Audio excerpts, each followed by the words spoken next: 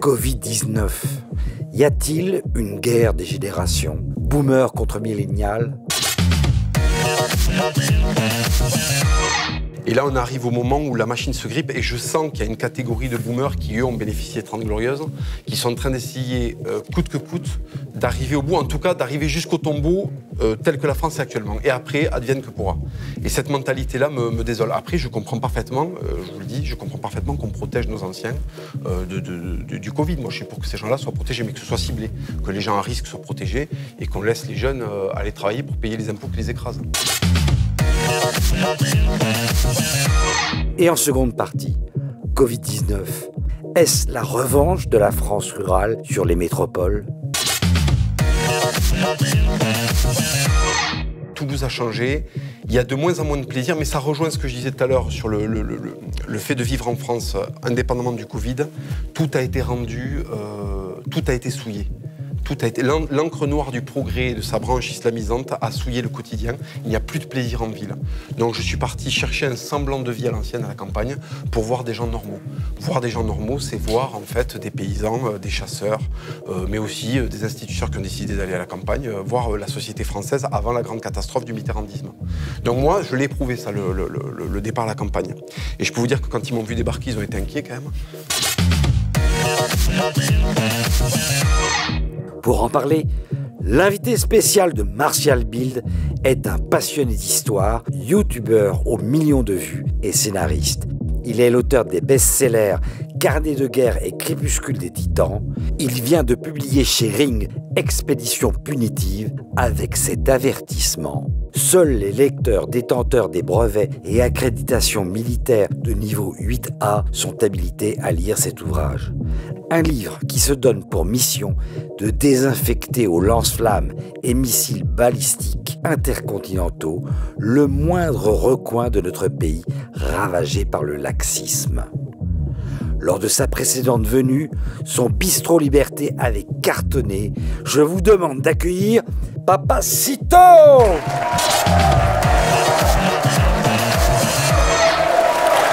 Installez-vous.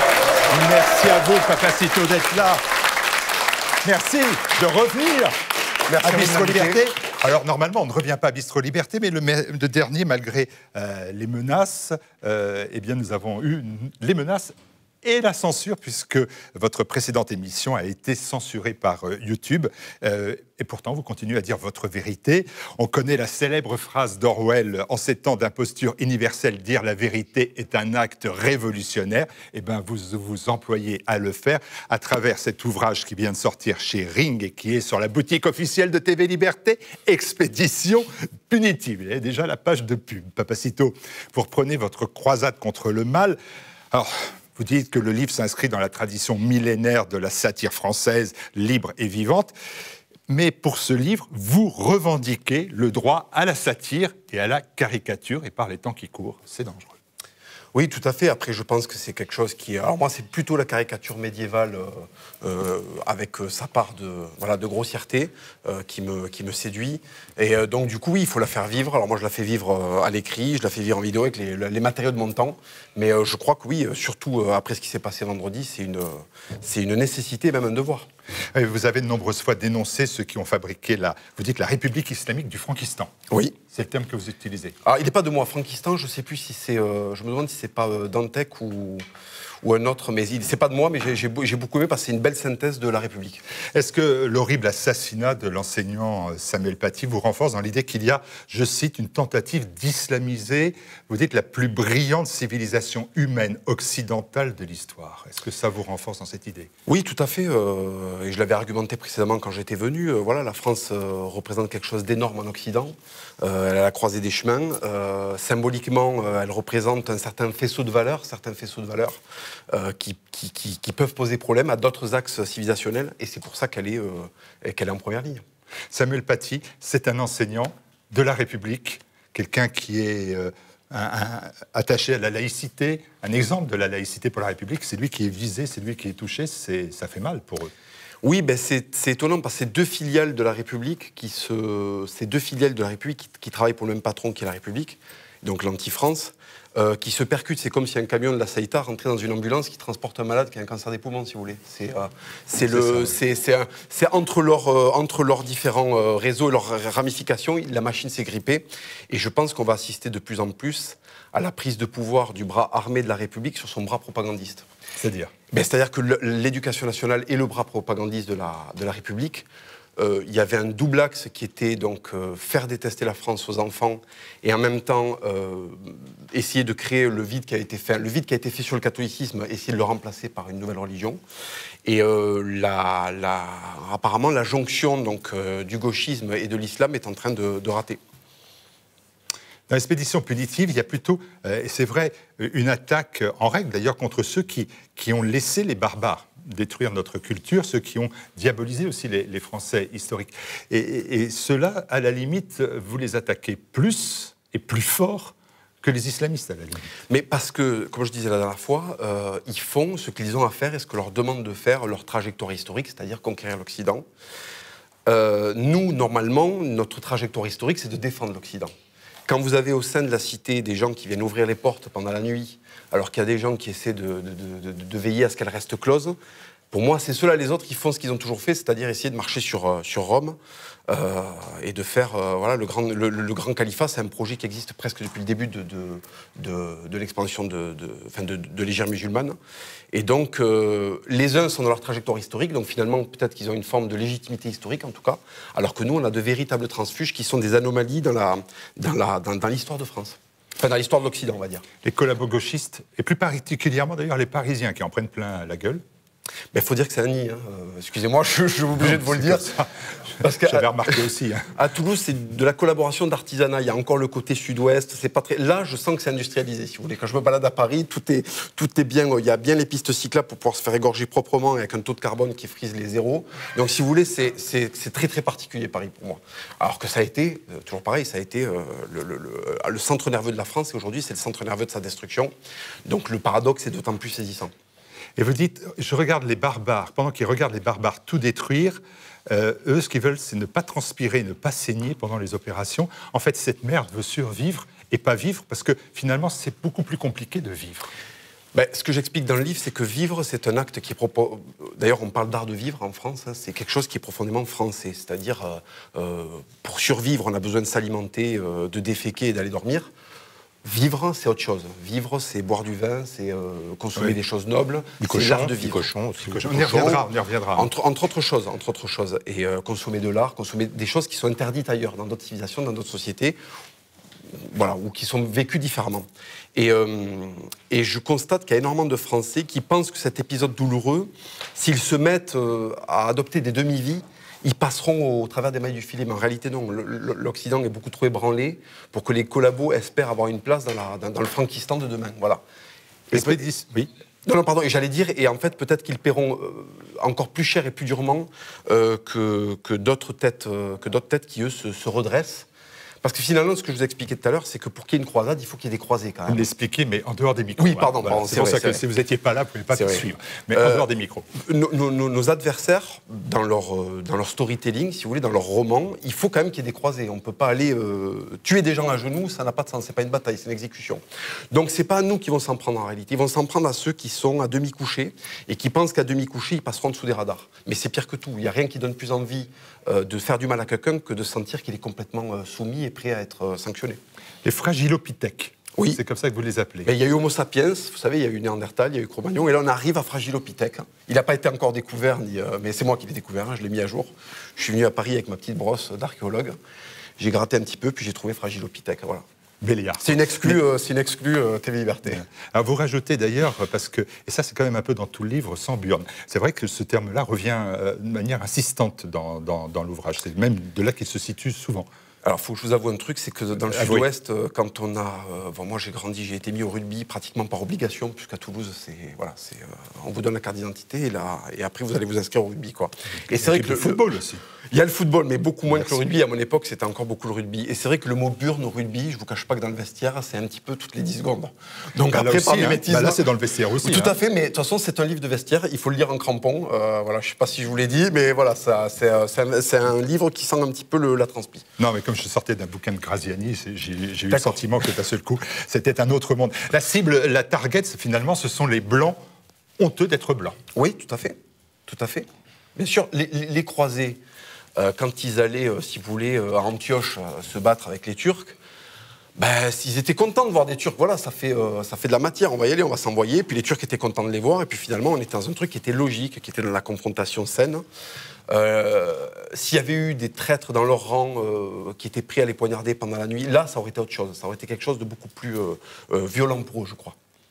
Ah, il y a un chapitre, honnêtement, hilarant. Je vous invite à le lire, messieurs les sociétaires. Mais politiquement, quand même, inconcevable, inconvenant, inconséquent, intolérable, inacceptable. Moi, je vous ai fait tout ça pour le CSA. Vous avez beau dire que ce livre n'est pas un manifeste politique, ni un tribunal, vous proposez, et comment voulez-vous qu'on ne soit pas censuré ? Vous proposez la création de camps de rééducation civilisationnelle pour les collabo-gauchistes. Oui, mais parce que dans ma conception christique, on peut toujours récupérer quelqu'un. Donc il faut se donner les moyens. Et des bons moyens, ça serait d'adapter une pédagogie. L'éducation nationale adore ce mot, la pédagogie, mais là, une pédagogie qui ne soit pas gérée par l'éducation nationale, qui soit gérée selon d'autres standards, mais pédagogique quand même, ou peut-être, au bout d'un moment, avec certaines méthodes, on pourrait arriver à faire en sorte que ces gens-là se reconnectent avec le réel. Alors, je vois, 6h43 du matin, ils commenceraient leur journée de travail dans les amplitudes horaires seraient indexées sur les horaires de travail d'un ouvrier moyen du Corée du Nord. Oui. Mais quand on réclame du communisme et qu'on vit dans la ville de France qui a bénéficié de toute sa négation, c'est-à-dire des années et des années d'excellence française, c'est-à-dire catholique et enracinée. Quand on sait ce que propose le communisme, c'est antinomique. Se réclamer du communisme en vivant dans le creuset de la civilisation chrétienne occidentale, c'est un parjure. Il y a quelque chose qui va faire plaisir à Francis Bergeron. Vers 14h, il pourrait prendre une collation toujours basée sur la ration moyenne d'un Cambodgien sous la dictature communiste de Pol Pot. Ouais. Ça fait pas grand-chose, hein, ça fait pas grand-chose. C'est pas énorme, vous savez, je crois que les journalistes de Libération... Ça permettra de lutter contre l'obésité, en tout cas. Oui, tout à fait. Et je crois que les journalistes de Libération sont pas des grands mangeurs, donc ça leur fera pas de mal. 21h à 1h du matin, les prisonniers devront apprendre par ouverture d'esprit à réciter le Coran. Mais je pense que quand on veut la société pour laquelle ils plaident, je crois qu'il faut commencer par là. C'est un des prérequis. Vous savez, quand on vivait à Raqqa, les gens qui vivaient à Raqqa sous le califat, je crois que c'est la première chose qu'on leur demandait. Donc il n'y a pas de raison que les journalistes français qui appellent à ce qu'on ait la même société qu'à Raqqa prennent le même pli que les habitants de Raqqa.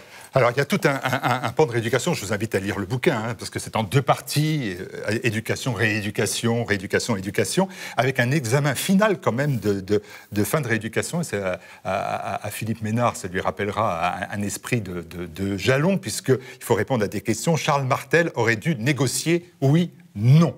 L'incendie de Notre-Dame était une combustion spontanée, oui ou non, vrai ou faux. Clovis aussi aurait invité des transsexuels noirs à l'Élysée pour la fête de la musique, vrai ou faux. Le public peut bien évidemment répondre à ces questions. C'est un examen important et difficile quand même.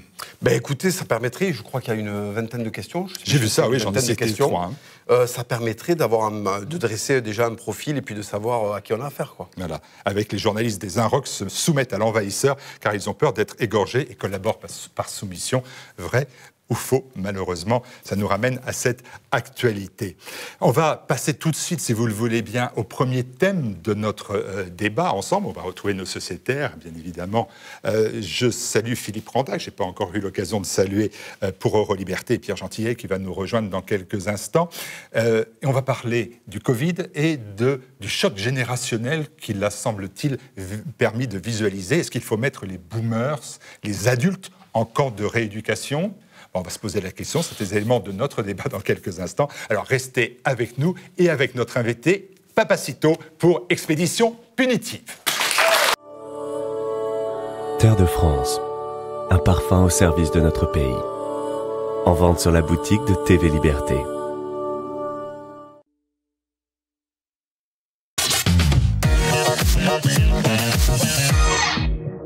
Covid-19.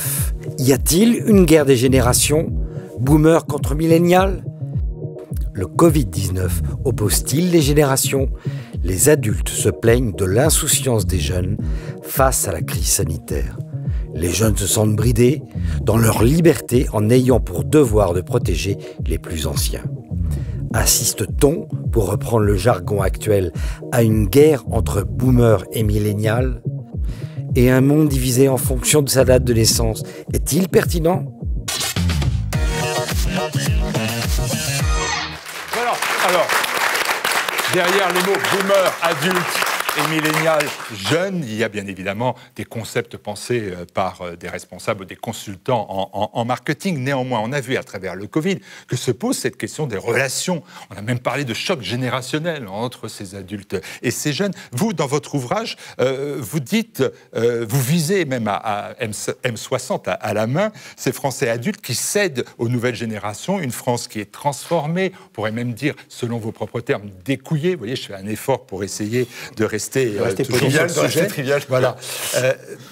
Les adultes, ils sont pour vous quand même un peu responsables et coupables. Il y a une partie de la génération qu'on dénomine souvent par les 68ards, voilà, les boomers, les 68ards. Une grande partie d'entre eux ont bénéficié de 30 Glorieuses, tant mieux pour eux.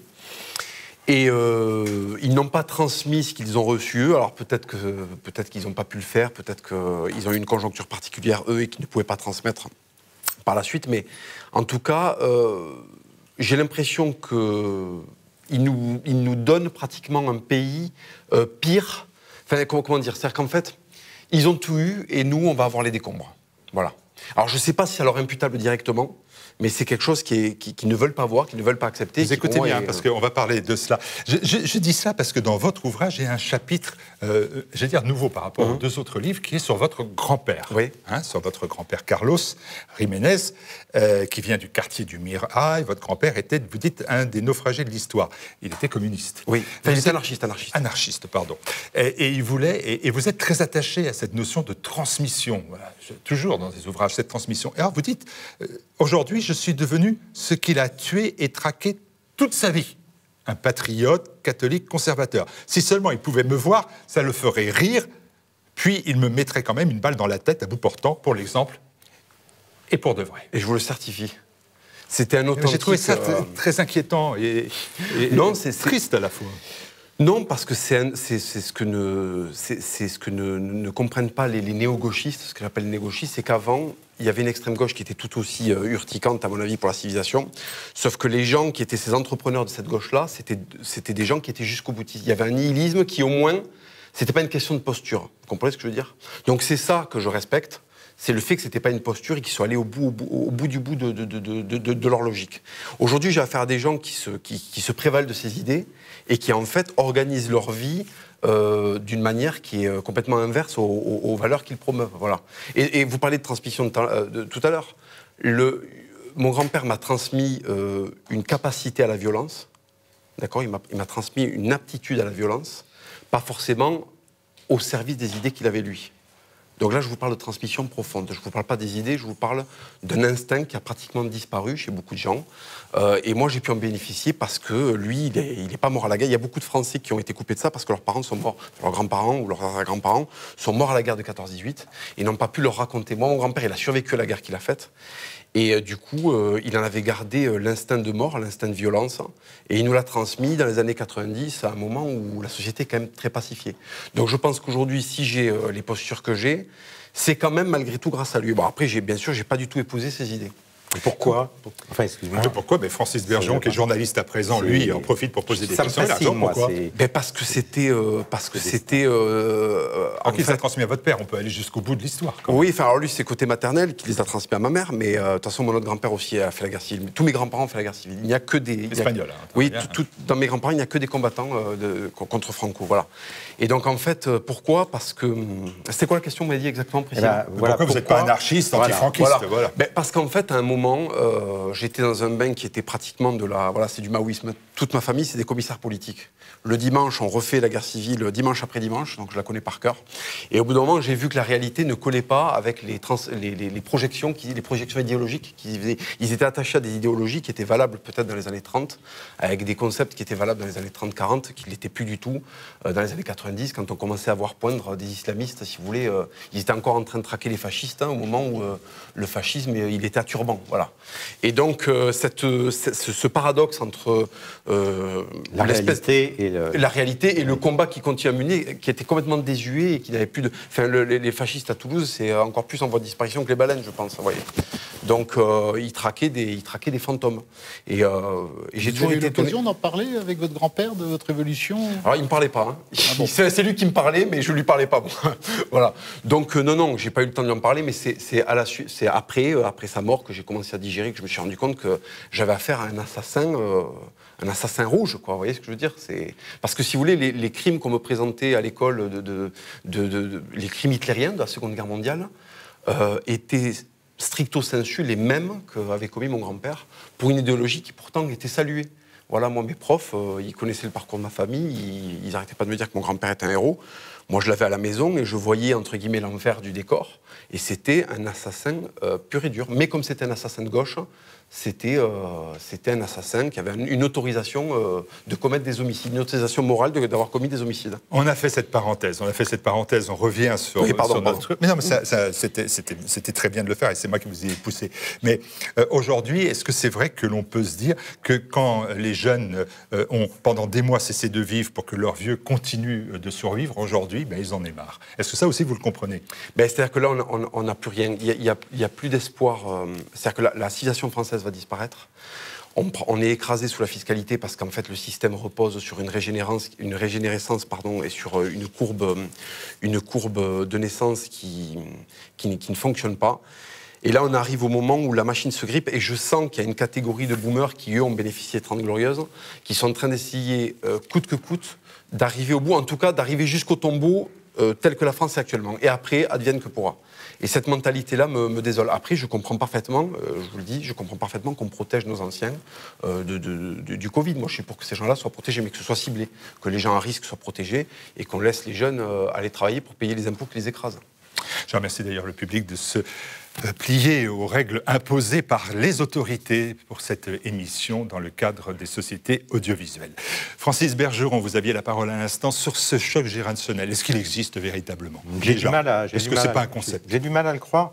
L'expression boomer, je l'ai entendue pour la première fois il y a 2 ou 3 ans. J'ai un fils qui est aux États-Unis et je lui disais « Ah, c'est drôlement bien ce que tu es en train de vivre, Trump est au pouvoir » et il me disait chaque fois « Ok, boomer, ok, boomer ».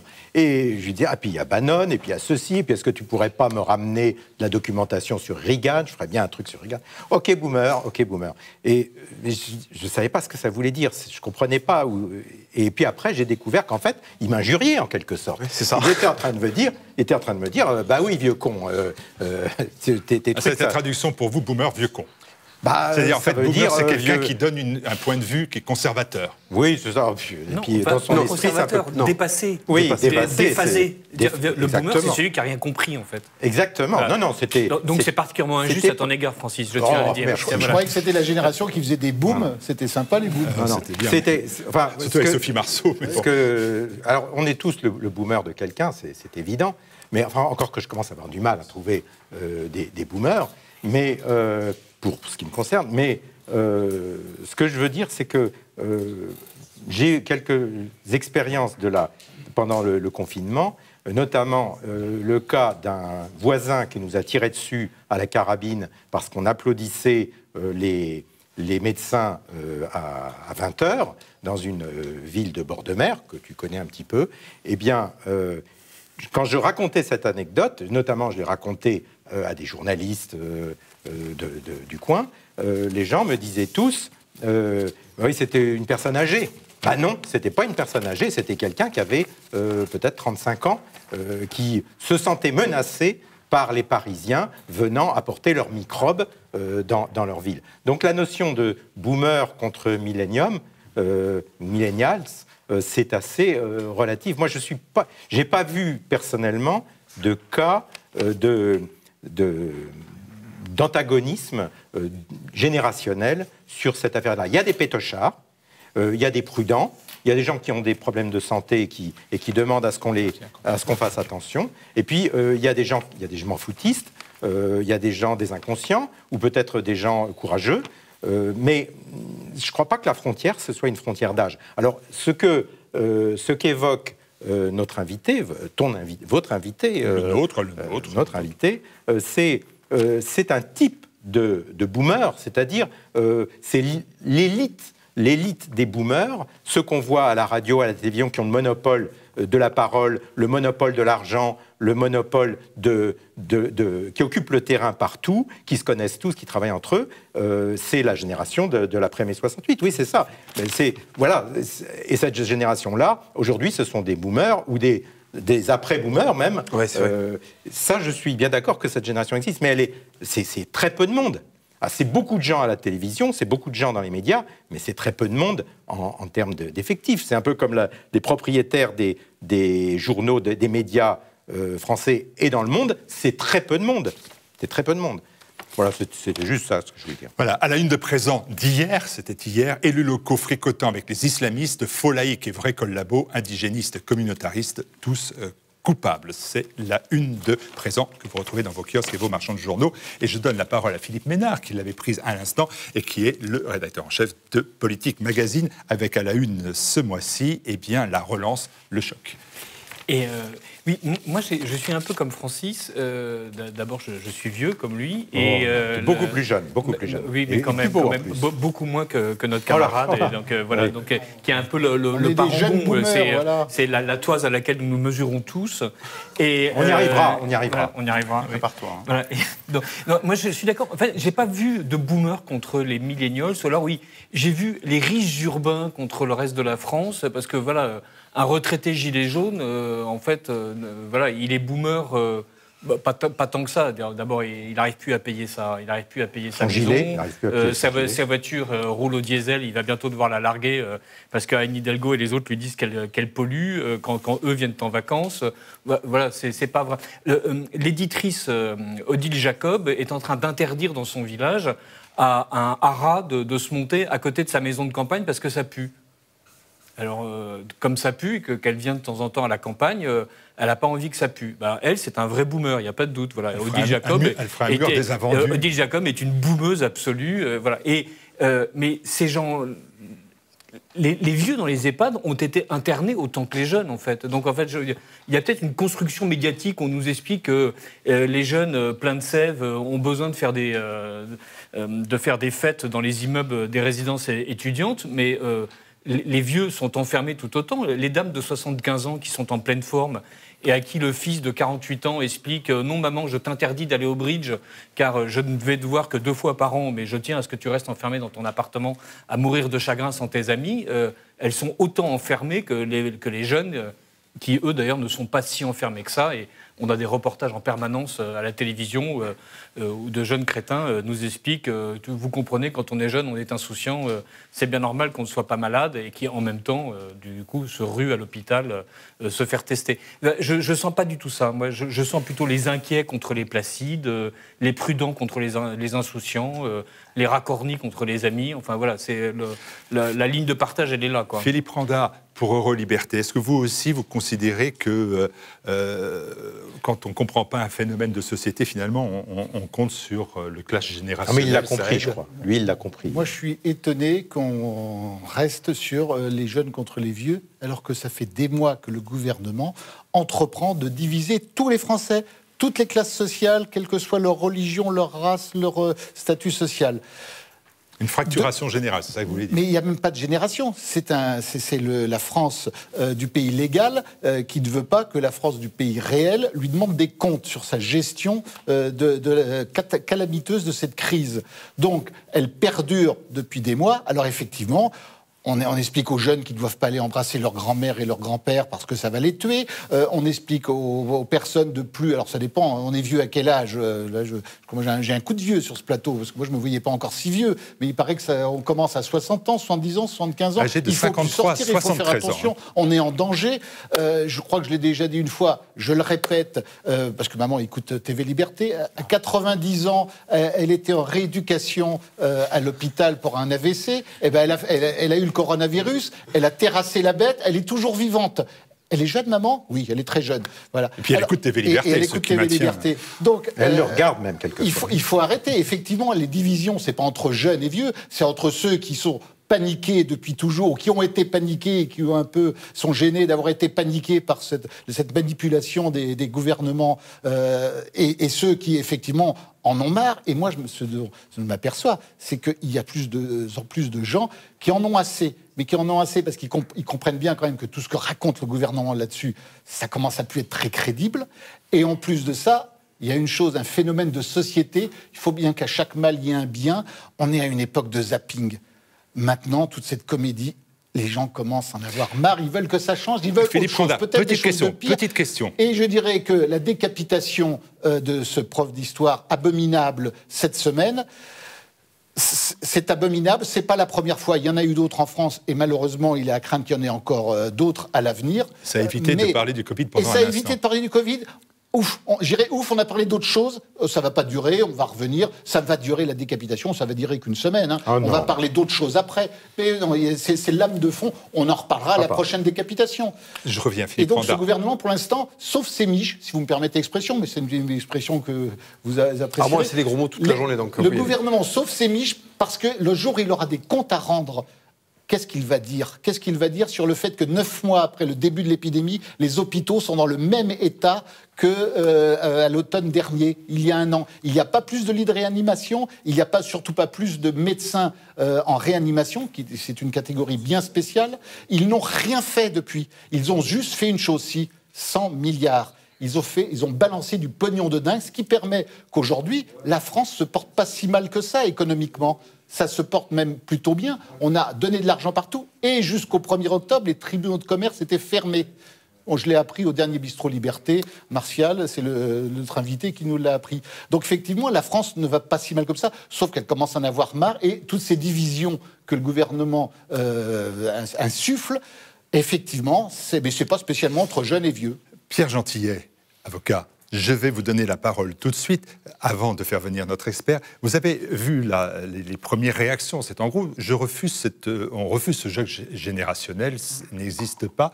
J'ai trouvé un intellectuel qui s'appelle Britton Ellis, lui, il a qualifié les millénials du terme de génération chochotte. Et donc là, il a opposé à Hockey Boomer le hockey millénial.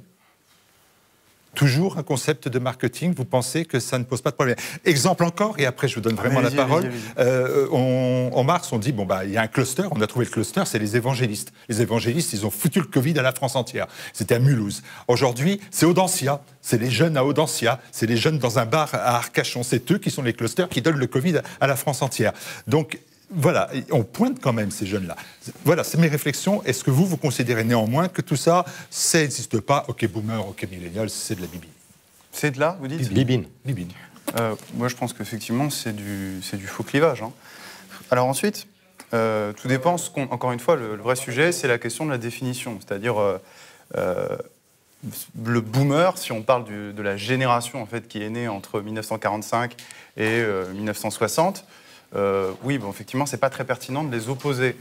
Par contre, effectivement, si dans les boomers, on parle de la génération Cohn-Bendit, on ne peut pas s'empêcher d'avoir un certain sourire à l'idée que ces gens-là ont fait mai 68 en disant notre petite liberté personnelle, individuelle, prime sur l'ordre social. Aujourd'hui, leur ordre sanitaire prime sur la liberté des jeunes, de s'amuser, etc. Parce que, accessoirement, j'enseigne à l'université, j'ai des étudiants.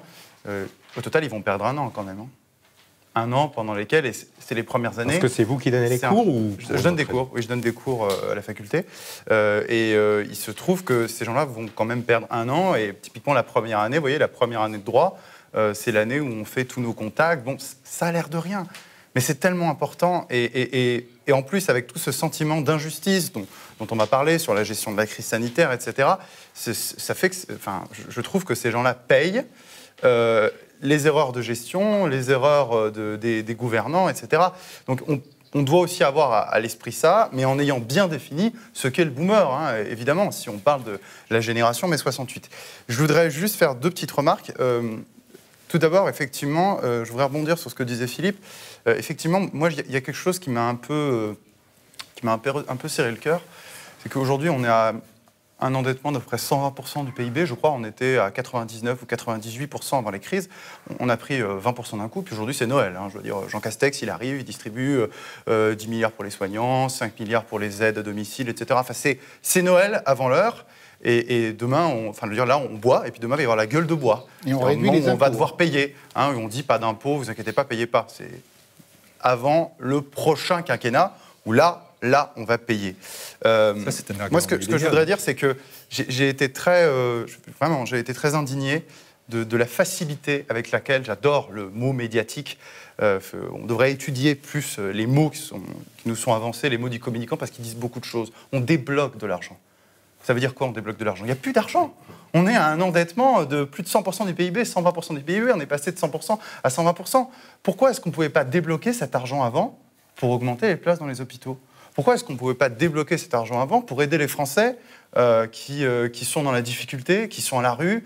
Et aujourd'hui, il y en a encore plus à la rue. Il y a 1 million de pauvres en plus que l'an dernier, sachant que le rythme, c'était 1 million de pauvres en plus tous les 3 ans.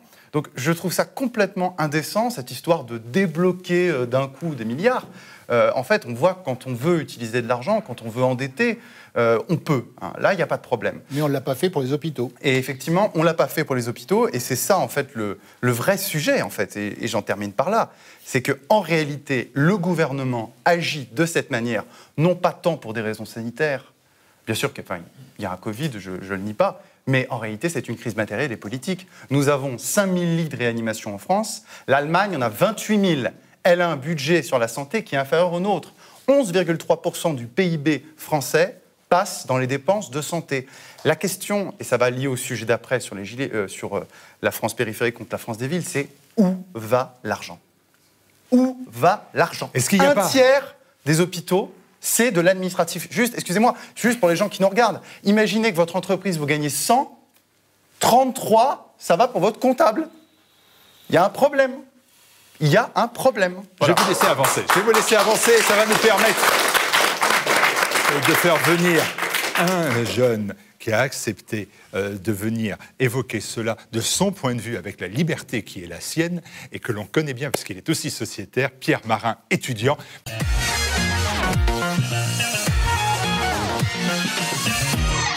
Pour cette contre-expertise. Je commence à m'inquiéter parce que j'entends des trucs incroyables depuis tout à l'heure. J'ai vu que Pierre Gentillet vous faisait réagir durement. Philippe Mineur, il n'a pas pu s'empêcher de placer quand même un jeune insouciant ou un jeune con à un moment, mais c'était pas mal. Ouais, mais merci. Sur le reste, c'est très surprenant.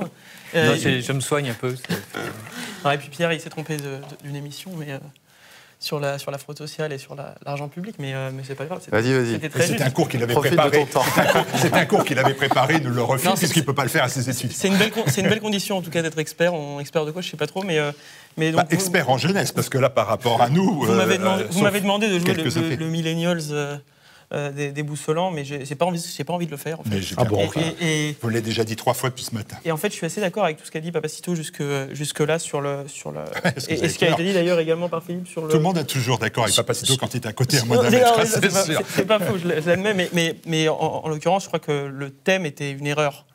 La division, elle existe intergénérationnellement. On l'a vu avant le Covid avec la réforme des retraites. Ce gouvernement fait tout pour pousser les vieux contre les jeunes. On l'a vu à l'élection présidentielle. Ils ont voté à 80% pour le candidat Macron. Il y a des gens dans ce pays qui ont voté majoritairement Mélenchon, Le Pen, qui ont des votes complètement différents. Mais, donc vous actez qu'il y a quand même... Non, parce qu'elle est aussi intragénérationnelle. Moi, je ne me sens rien de commun avec ce millennials tchétchène qui a décapité un prof. En fait, il faut bien comprendre que le pays est divisé peut-être générationnellement, il est aussi divisé culturellement, il est divisé territorialement. Ça fait 10 ans que tout le monde se gargarise avec Christophe Guilluy. C'est une réalité. Il y a une division générale, une fracture, alors je vais parler de la fracture sociale, maintenant sociale, territoriale, culturelle, qui en fait est voilà, un symptôme du Covid, que le Covid a remis un peu en lumière. Moi, je vais simplement, voilà, puisque le sujet c'était ça, réfléchir un peu sur cette question-là, qui est aussi une question que Christophe Colomb que Gérard Collomb, pardon, c'est pas le même. Il a que découvert Lyon. C'est moi. Que Gérard Collomb avait décrit comme la situation du côte à côte qui finirait par le face-à-face. Il disait, on a 5 ans. Alors, maintenant, il donne des échéances. Donc la fin de la civilisation est dans 5 ans, d'après Gérard Collomb. Ça va peut-être plus vite qu'il le pense, mais bon. Voilà, il parle du face-à-face. Il y a un face-à-face générationnel qui est vrai. Mais c'est la responsabilité de nos anciens. C'est la responsabilité de ceux qui ont fait ce monde. Il y a 2 manières de communiquer entre générations. Vous actez bien le hockey boomer. Non, justement, parce qu'il y a 2 manières de communiquer entre générations. Il y a une communication ascendante, une communication descendante, qui est la transmission. Ce truc-là, la génération présente l'a détruit. En fait, les gens qui aujourd'hui se plaignent que les jeunes ne les respectent pas sont des gens qui ont tout fait pour ne plus rien transmettre. Donc ils ne peuvent pas derrière venir se plaindre qu'il y ait des jeunes qui ne les respectent plus. Ça, c'est une première chose. Vous êtes d'accord avec ça? Je suis 100% d'accord. Et la deuxième forme de communication, qui est la communication ascendante, il y a des gens aujourd'hui qui insultent, et ça je le dis parce que je suis pas un mou centriste, c'est pas ma réputation, quoique. Mais il y a des gens qui aujourd'hui disent, oui, les jeunes, en 70, en 14 et en 40, ils étaient beaucoup plus remués, ils allaient dans les tranchées, ils se plaignaient moins et que de rester enfermés. C'est un argument, j'entends, mais moi c'est un argument qu'on mais c'est un argument idiot de la part de gens qui n'ont absolument rien vécu de cela, qui ont bénéficié d'une croissance économique plutôt prospère, d'un pays tranquille où il n'y avait pas de voilà. Donc si vous voulez, l'argument il n'est pas recevable. Comprendre que c'est un enfer pour des jeunes de 18 ans de ne rien vivre aujourd'hui, d'être enfermés chez eux, de ne pas rencontrer leurs femmes, peut-être parce que c'est le moment où on fait ces rencontres, et peut-être que ce sera irrémédiable, de ne pas rencontrer leurs amis, parce que c'est à la fac, c'est au lycée qu'on se fait des amis pour la vie, de perdre cette construction sociale qui est si importante quand on veut construire des hommes libres et indépendants, et ne pas le comprendre, ça aussi, c'est un problème de communication. Donc il y a la transmission, il y a l'écoute de la jeunesse, et encore une fois, donc ça c'est parce que c'était le thème, et encore une fois, le problème il est encore plus général. Alors, je suis profondément d'accord avec ce qui vient d'être dit. Après, il faut... C'est mieux pour ta survie, enfin pour votre survie. Il faut bien être conscient quand même aussi qu'il y a la question de pour qui est-ce qu'on se sacrifie. Effectivement, le type qui a 18 ans, voire des fois 15 ans, il y en a qui trichaient pour partir plus tôt et qui va au chemin des dames, il le fait pour un pays qui ne lui a pas encore planté un couteau entre les omoplates. Donc, il va défendre quoi? Des choses qui sont très très factuelles, qui sont la terre que lui ont léguée les anciens et qu'il laboure, qui pourtant est son fardeau, mais qui est sa seule richesse. Il y va pour ça. Il y va pour des institutions auxquelles il croit, peut-être, même si elle commence à le décevoir. Il y va pour une idée de la France qui n'est plus une idée qui existe aujourd'hui. C'est-à-dire que c'est vrai que les jeunes n'ont pas l'adversité qu'ont eu les générations précédentes, mais en même temps, les générations précédentes... Moi je veux vous dire franchement, souvent je me demande jusqu'à quel point je vais mener le combat que je mène actuellement. Parce qu'on a beaucoup d'ennemis, on a des ennemis à gauche, on a des ennemis à droite. C'est très très compliqué de mener ce combat-là. Je me dis qu'à un moment, si j'étais entouré de gens pour qui le sacrifice est nécessaire, c'est ce qui s'est passé à Dien Bien Phu, à un moment, les gens ils regardaient autour d'eux, ils ne voyaient pas un traître. Il n'y avait que des frères d'armes, il n'y avait que des gens pour qui ça méritait de mourir. À ce moment-là, l'idée de la mort devient acceptable. Elle est terrifiante pour n'importe quel individu, mais elle devient acceptable parce qu'on arrive à la conceptualiser en silence, communément. C'est quelque chose de transcendantal. Moi, la France que je regarde aujourd'hui, est-ce que j'ai envie de me sacrifier pour elle? Est-ce que j'ai envie de faire don à la République, à Yann Barthès, à tous ces traîtres collabos de ma vie? J'en suis beaucoup moins sûr, peut-être que mes grands-parents, mes arrière-grands-parents, vous comprenez le truc? Donc c'est vrai qu'aujourd'hui, le moindre petit sacrifice, parce qu'il ne faut pas déconner non plus, je veux dire, rester à la maison, le couvre-feu, c'est pas non plus la mort. Cela dit, c'est tellement insupportable que la génération précédente qui s'est pâmée dans la déconstruction, qui est le parangon de la déconstruction française, ils se sont passionnés pour la déconstruction. Et aujourd'hui, elle arrive au bout du bout du bout. Et eux, ils ont tout déconstruit. Ils nous disent, attendez, on a tout déconstruit, par contre, à 21h au dodo. Là, c'est très, très, très, très compliqué. Je l'accepterai si, par exemple, nos anciens avaient été des gens qui avaient tout fait pour sauvegarder le pays, je l'accepterai. Là, c'est vrai que c'est un petit peu bizarre qu'on les voit tout d'un coup avoir envie de survivre. Vous voyez ce que je veux dire? Civilisationnellement, ils n'ont aucune envie de survivre. Par contre, eux, personnellement, ils ont envie. Et ça, c'est vrai que c'est un petit peu détestable. Cela dit, comme dans le tas, il y a quand même des gens que je n'ai pas envie de contaminer ou de mettre en difficulté, ben, je me plie à la chose. Merci. sûr, qui peut rebondir. Chacun peut rebondir. Est-ce que qui veut prendre la parole? Pierre, alors, qui veut prendre la parole là? Allez. Il y a un constat, au moins ici, on réconcilie toutes les générations. Oui, c'est vrai. Non, mais c'est assez intéressant de voir. Peut-être juste une précision sur ce que disait Pierre, et pour aller aussi dans son sens, je pense qu'il faut faire une distinction entre ce que pour certains nous appelons les boomers et les anciens. C'est-à-dire que, effectivement, moi aussi j'ai vu un peu sur les réseaux sociaux des personnes un peu âgées se plaindre en disant « Ah, nous on a connu la guerre, etc. Vous critiquez les boomers. » Mais attendez, les boomers c'est après 45, donc comment est-ce qu'ils ont pu connaître la guerre? La première personne qui m'a appelé boomer. Ah, on vous a appelé boomer? Oui, Pierre Gentillet, il s'appelait. Moi, je dis ça. Ils sont pas un énervement. C'est pas vrai. Mais bien sûr que si. Mais non, je vous ai jamais appelé je retrouve boomer. les îles. Je C'est vrai? Bien sûr.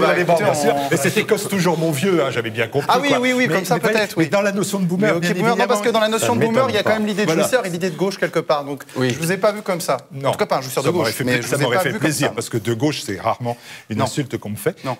Rarement.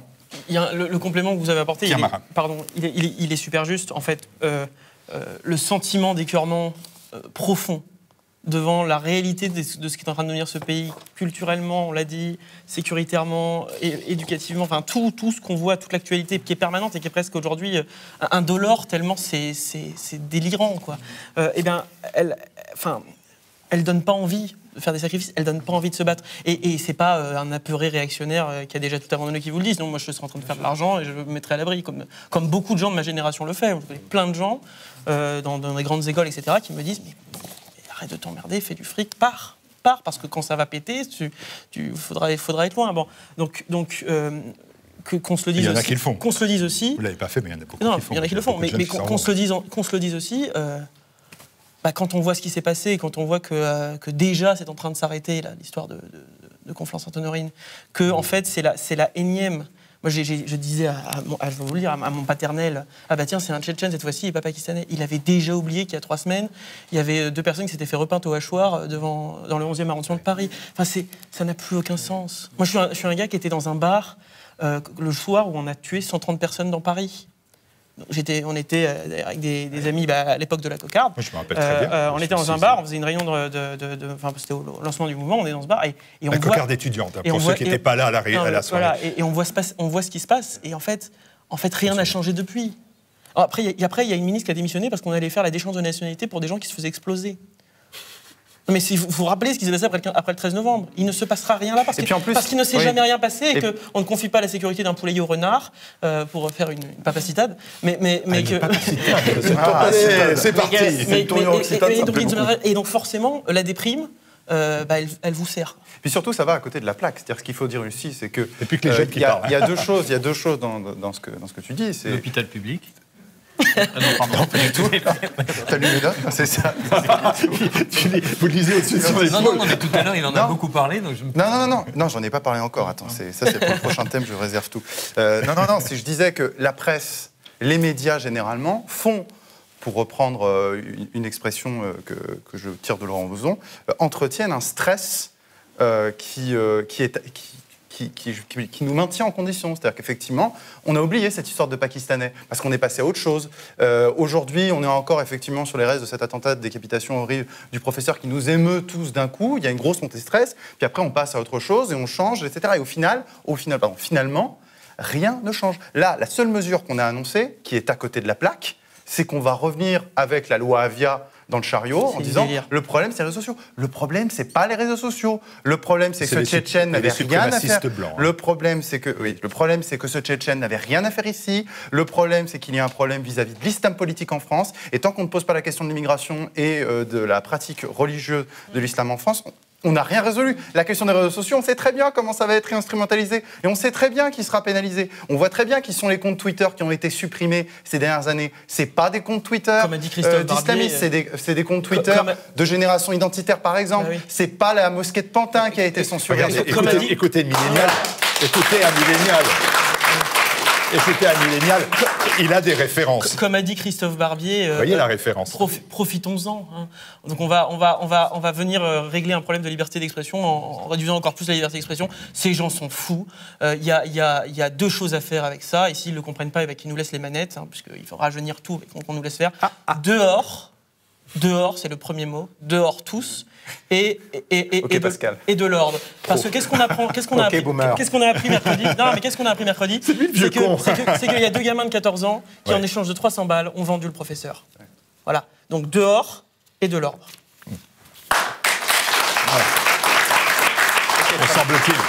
Semble-t-il vendu le professeur en connaissance de cause. Alors ils l'ont vendu. Alors d'après ce que disait le parquet, c'est parce qu'ils lui ont dit, il leur a dit qu'il allait le tabasser ou l'humilier.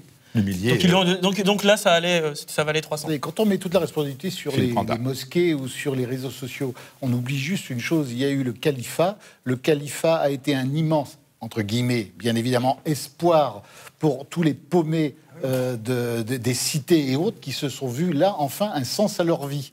Ce qui fait qu'aujourd'hui, ceux qui décapitent un prof d'histoire ou un patron il y a quelque temps ne sont pas des gens qui ont reçu des ordres de leurs imams locaux ou de Daesh en cavale. Ce sont des gens qui se disent, qui brusquement entendent, et on pardonnera la comparaison, des voix comme Jeanne d'Arc, comme on se dit, ah, il faut que je fasse quelque chose, ce prof a fait ce scandale-là, lui tout seul a été décapité. Je suis persuadé que là, ils ont voulu arrêter toute la famille, ses amis et autres, mais ils doivent même pas être au courant, le reste de la famille, que ce gars-là, ce Tchétchène-là, a décidé ce jour-là d'aller décapiter le prof. Le problème, c'est qu'il y a immensément, dans ce pays, énormément de bombes à retardement, de gens qui ne se savent même pas aujourd'hui, futurs tueurs d'infidèles, demain, dans 6 mois. Le problème surtout, c'est qu'on les laisse. C'est qu'on les a fait revenir de Syrie. On les a fait sortir de prison. Certains sont nés ici maintenant. Non, mais voilà. Non, mais je dirais, les bombes à retardement dont vous parlez, on les a rapatriés. On a rapatrié un certain nombre. Et sous prétexte d'éviter le Covid dans les prisons, on les a flanqués dans la rue. Effectivement, ils sont dehors. Mais là, 200. Voilà, donc c'est quand même absolument stupéfiant. En fait, je trouve, j'ai bien compris qu'en fait le sujet n'est absolument pas boomer contre millennials, mais Samuel Paty. Donc alors, il faut que j'essaie de rattraper le carrosse. C'est normal qu'il soit dans nos pensées. La vraie opposition, c'est celle que soulignait tout à l'heure Philippe Randa. C'est en fait le pouvoir veut fracturer le pays. Et ce que le pouvoir veut faire, c'est il y a les soumis et les insoumis. Il y a ceux qui acceptent la contrainte légale et ceux qui la refusent. Il y a ceux qui sont contents de consentir à la violence légale du confinement, du masque, du gel, des gestes barrières, du couvre-feu, de Christophe Barbier, qu'on peut ranger au rang des catastrophes covidiennes. Et ceux qui, au contraire, essayent d'y résister en disant qu'il n'y a aucune raison qu'on nous impose cette avalanche de mesures prétendument sanitaires qui, en fait, n'ont rien résolu. Et c'est ça que refuse le pouvoir. Le pouvoir refuse qu'on ait une quelconque analyse raisonnable de son incapacité. Et donc, il nous bombarde sans cesse de mesures de plus en plus énormes et qui font défaut en France comme elles font défaut dans les autres pays, en fait. Puis pendant qu'on cloue au pilori un Tchétchène ou un imam local, on ne fait pas passer en procès Buzyn, Véran et les autres. Ah bah, c'est en cours. C'est en cours, oui. Mais et c'est ce qui fait que justement ils en font trop en ce moment. Le gouvernement repousse tout ça parce que peut-être qu'on aura oublié si un jour les procès arrivent dans 5 ou 6 ans, est-ce qu'on s'en souviendra encore si le Covid est loin derrière nous? Oui, je voudrais juste, d'abord saluer la maman de Philippe Randa qui nous regarde. Regarde, donc ça fait plaisir. Entre boomers, on peut se saluer, Madame Randa. Elle te trouve très beau, d'ailleurs. Ça m'étonne pas. Grâce à TV Liberté, toujours plus jeune. Alors, on va faire un truc comme ça. Mais plus sérieusement, on a parlé de la loi Avia. Et ce qui est intéressant de noter, c'est que dans le projet de loi Avia, le projet primitif, l'islamophobie était au centre du projet. Absolument. Au centre du projet. Alors après, ils ont retiré ça pour parler de la haine des musulmans, parce que évidemment, c'était très gênant. Et aujourd'hui, on vient nous dire que les associations d'islamophobie, qui luttent contre l'islamophobie, en fait, ce sont des couvertures d'islamistes. Et ce sont des paroles qui nous viennent du gouvernement lui-même. Donc on voit le retournement complet du discours de ces gens-là. Ça, c'est intéressant. Mais par contre, moi, je voudrais peut-être être optimiste, si je puis dire, par rapport à ce que j'ai entendu autour de cette table. C'est que je crois que, contrairement à ce que dit Philippe, et contrairement à ce que j'ai entendu aussi là, l'assassinat, la décapitation de ce garçon, de Samuel Paty, je crois que c'est un événement qui aura une portée beaucoup plus grande que vous l'imaginez. Alors une portée générationnelle peut-être. C'est-à-dire que ce n'est pas effectivement la génération des 68ards ou des post-68ards qui en plus a vécu les attentats du Bataclan, etc. Mais la génération des écoliers, je pense que dans la génération des écoliers, dans la génération des 12-16 ans, enfin je le vois autour de moi en tout cas, c'est un événement qui les traumatise, dont ils se souviendront toute leur vie, parce que c'est un professeur, c'est parce que c'est une décapitation, parce que les films de la décapitation, ils les ont tous vus sur Internet, et c'est un traumatisme inimaginable, en ce sens qu'ils ont l'impression qu'ils sont rentrés dans un monde de menaces, dans un monde de guerre, alors que jusqu'à présent, ils vivaient plus ou moins bien une situation de mélange culturel qui était problématique, mais enfin, il y avait les enseignants, la direction de l'école, les parents, etc. Ils s'en sortaient à peu près. Et là, tout d'un coup, on rentre dans le drame. Et je ne suis pas certain, je ne suis pas certain que cette prise de conscience, cette découverte, ne génère pas un changement dans les mentalités. D'autant que les gens ont des enfants, enfin les Français ont encore des enfants, peut-être pas assez, mais enfin en tout cas ils ont encore des enfants, et du coup ils se disent, mais alors, l'école n'est pas un sanctuaire protégé, le chemin de l'école, une commune bourgeoise, une commune pépère, recèle des dangers. Et moi, bien sûr, je ne peux pas me féliciter de l'horreur de ce crime, mais je me dis que d'un mal, d'un événement épouvantable, peut naître une conscience, peut naître quelque chose. Voilà. De ce point de vue-là, je pense qu'on peut avoir des surprises étonnantes. Et la guerre n'est plus loin, elle est maintenant chez nous. Papacito. Oui, je voulais rebondir sur ce que vous disiez. En fait, ce qui se passe... Ah, pardon, excusez-moi. Je vais essayer de faire vite. Et conclure. Allez-y, vous êtes en fait, ce qui se passe aussi, c'est pas tellement l'horreur du crime, parce qu'il y a eu des crimes qui étaient bien plus horribles et qui datent plus, et qui sont passés sous les radars. Bataclan, par exemple, ça n'a pas changé les votes à Paris. Hein. Exactement. Voilà. Là, ce qui se passe, c'est que la gauche, qui se pensait à l'abri, a été touchée dans ce qui est censé être son vaisseau amiral, c'est-à-dire l'éducation nationale. Les 68ards, ils supportaient des guérillas atroces en Angola, depuis Paris, en finançant tel et tel groupe, d'accord. Ils soutenaient... les Khmer. Les Khmer, exactement. Libération se félicitait de l'entrée des Khmer à Pyongyang. Tout ça, c'était des guerres qui étaient faites très loin. Et on saluait les massacres qui avaient été faits par les Khmers sur telle population affreusement capitaliste et qui méritait d'être génocidée. Ensuite, ça s'est rapproché. Il y a eu la Yougoslavie. Et là, on a regardé un petit peu à la jumelle, les Bosniaques et les Serbes s'écharper. Et puis ça s'est rapproché petit à petit. Et c'est rentré dans notre pays. Et ça a été les petits juifs de Toulouse. Mais ça va, c'est des juifs, c'est leur histoire de sémites. Ensuite, ça a été les militaires. Oui, mais les militaires, ils l'ont bien cherché, c'est des salopards de fascistes. Et après, ça a été le Bataclan. Oui, mais ça a été, Charlie Hebdo. Oui, mais là, c'est les caricatures, ils l'ont bien cherché. Et en fait, ça commence à se rapprocher. Et le prêtre. Et le prêtre, oui, mais ça, c'était encore un truc de catho. Ça ne concerne pas leur cosmogonie, leur monde. Parce que la planète gauchiste, elle a des satellites. Et pour l'instant, les satellites qui étaient touchés très loin. Mais là, Charlie Hebdo, quand même, pardonnez-moi. Oui, mais Charlie Hebdo, en plein dans leur planète, quand même. Oui, mais pour eux, c'était... Mais Charlie Hebdo, c'était une provocation, quand même. Ils voyaient ça comme étant pas comment dire, C'était pas les gauchistes qui étaient virés, c'était Paris, la France, quoi, c'est ça. Non, c'était surtout des gauchistes qui sont devenus islamophiles. Donc c'est normal que Charlie Hebdo, il n'est pas... Oui, c'était pas les gauchistes lambda. Et Mélenchon ait été refusé de condamner Charlie Hebdo. Quoi. Oui, mais en fait, c'était pas encore l'épicentre de l'éducation nationale, parce que je peux vous certifier que l'éducation nationale, c'est l'épicentre de la gauche. C'est sa matrice régénérationnelle. Voilà. Et donc, du coup, ils ont eu un de leurs représentants qui a été... Et c'est là où il va y avoir un petit changement de paradigme. C'est là où ils commencent à se dire, merde, ça déborde. Avant, c'était ces cons de flics qui étaient derrière le périph' qui devaient gérer ces populations-là. Et on leur chiait dessus, on se disait, regardez, c'était les premiers à dire, regardez les flics. Là, ils se sont tous félicités que la police ait commis la bavure qu'on lui reprochait il y a moins d'un mois, c'est-à-dire abattre un type armé dans la rue. Voilà. Et pourquoi ? Parce que ça y est, maintenant on s'en prend à eux, donc peut-être que la police va avoir une autorisation de faire son métier par la gauche. On va essayer, ça ne va pas être facile de sourire légèrement avec les dessins d'Ignace après tout cela. Pierre Gentillet, face à la dictature sanitaire et le manger 5 fruits et légumes par jour, n'oubliez pas l'avocat. Ça arrive beaucoup. C'est le même chaque semaine. Allez, c'est le même. Martial Bild à Paris, c'est l'alerte rouge maximale. À Bistrot, on en profite un max, malheureusement. Pas de vin. Pour l'instant, ça reviendra vraiment. Ne vous inquiétez pas. On va pouvoir se bourrer la gueule à nouveau. Le tout jeune Pierre Marin traîne au bistrot. C'est tout de même plus moral que d'aller chez papy et mamie et risquer de les contaminer. Voilà.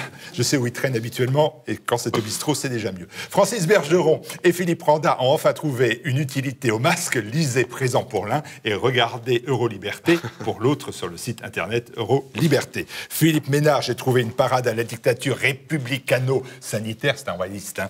Vive le roi sur son masque.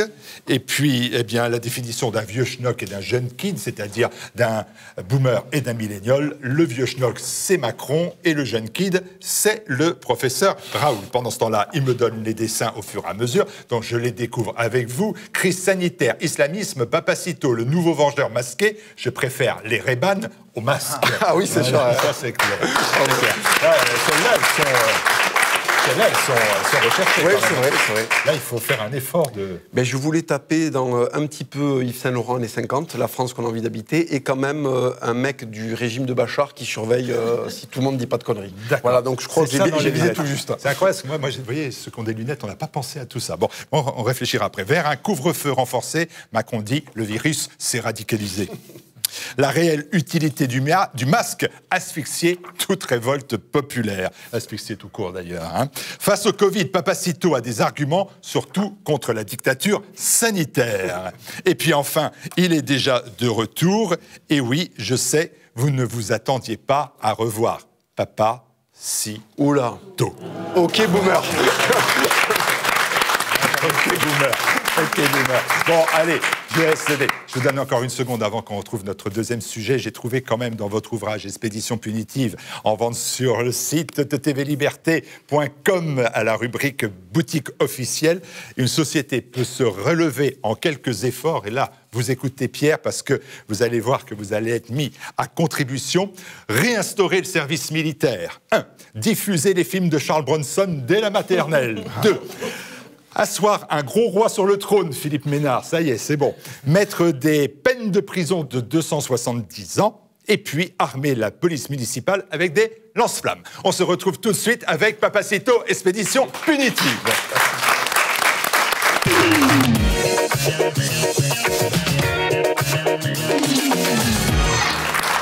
On se retrouve pour la suite de cette émission avec cette rubrique que vous avez déjà utilisée une fois. Vous en connaissez la procédure, des questions indiscrètes posées par une voix anonyme. On commence. Quel fait d'actualité vous a le plus marqué au cours des derniers mois ? Alors j'aurais aimé dire autre chose qu'une décapitation dans Feu, la 5e puissance mondiale et ce magnifique pays qu'est la France, mais non, je crois que c'est la chose la plus incroyable, la plus déprimante et la plus terrible que j'ai entendue ces derniers mois. C'est l'actualité qui nous a frappés. Alors c'est vrai que c'est la plus récente, mais là je crois qu'on dépasse un cap et puis c'est... Et pourquoi par rapport à d'autres C'est pas la première fois, crimes, il y en a déjà d'autres qui se sont fait décapiter en France. Il y a déjà eu d'autres personnes qui se sont fait décapiter, mais je crois le que... chef d'entreprise par son ouvrier, avec la tête retrouvée Tout à fait. à la porte de son Il n'en avait usine. pas trop parlé d'ailleurs. Là, c'est différent parce que c'est la première fois que la gauche est touchée. Donc déjà, pour les gens de gauche, je crois qu'il y a un précédent. Il y a un problème. Et la deuxième, c'est que je suis particulièrement attaché à l'histoire de France, c'est que dans ce marasme gauchisant qui était l'éducation nationale, le cours d'histoire était la seule bulle d'oxygène qu'il y avait et qui permettait un petit peu de renouer avec l'amour de la France. Ça dépendait beaucoup des professeurs, mais quand même. Et c'est vrai que là, le fait qu'un prof d'histoire soit touché, c'est quelque chose qui m'a... La seule chose que j'aimais de l'école, c'est l'histoire. Et là, c'est l'histoire qui a été touchée. Et en plus, bon, on voit bien que là, c'était juste avant les vacances. Enfin, il y a tout un faisceau. La personne est très très jeune, la personne qui l'a tué. Il y a tout un faisceau de gravité qui fait que là, moi, ça m'a vraiment touché. On a été tous touchés. La suite. Quel est votre héros dans la fiction ?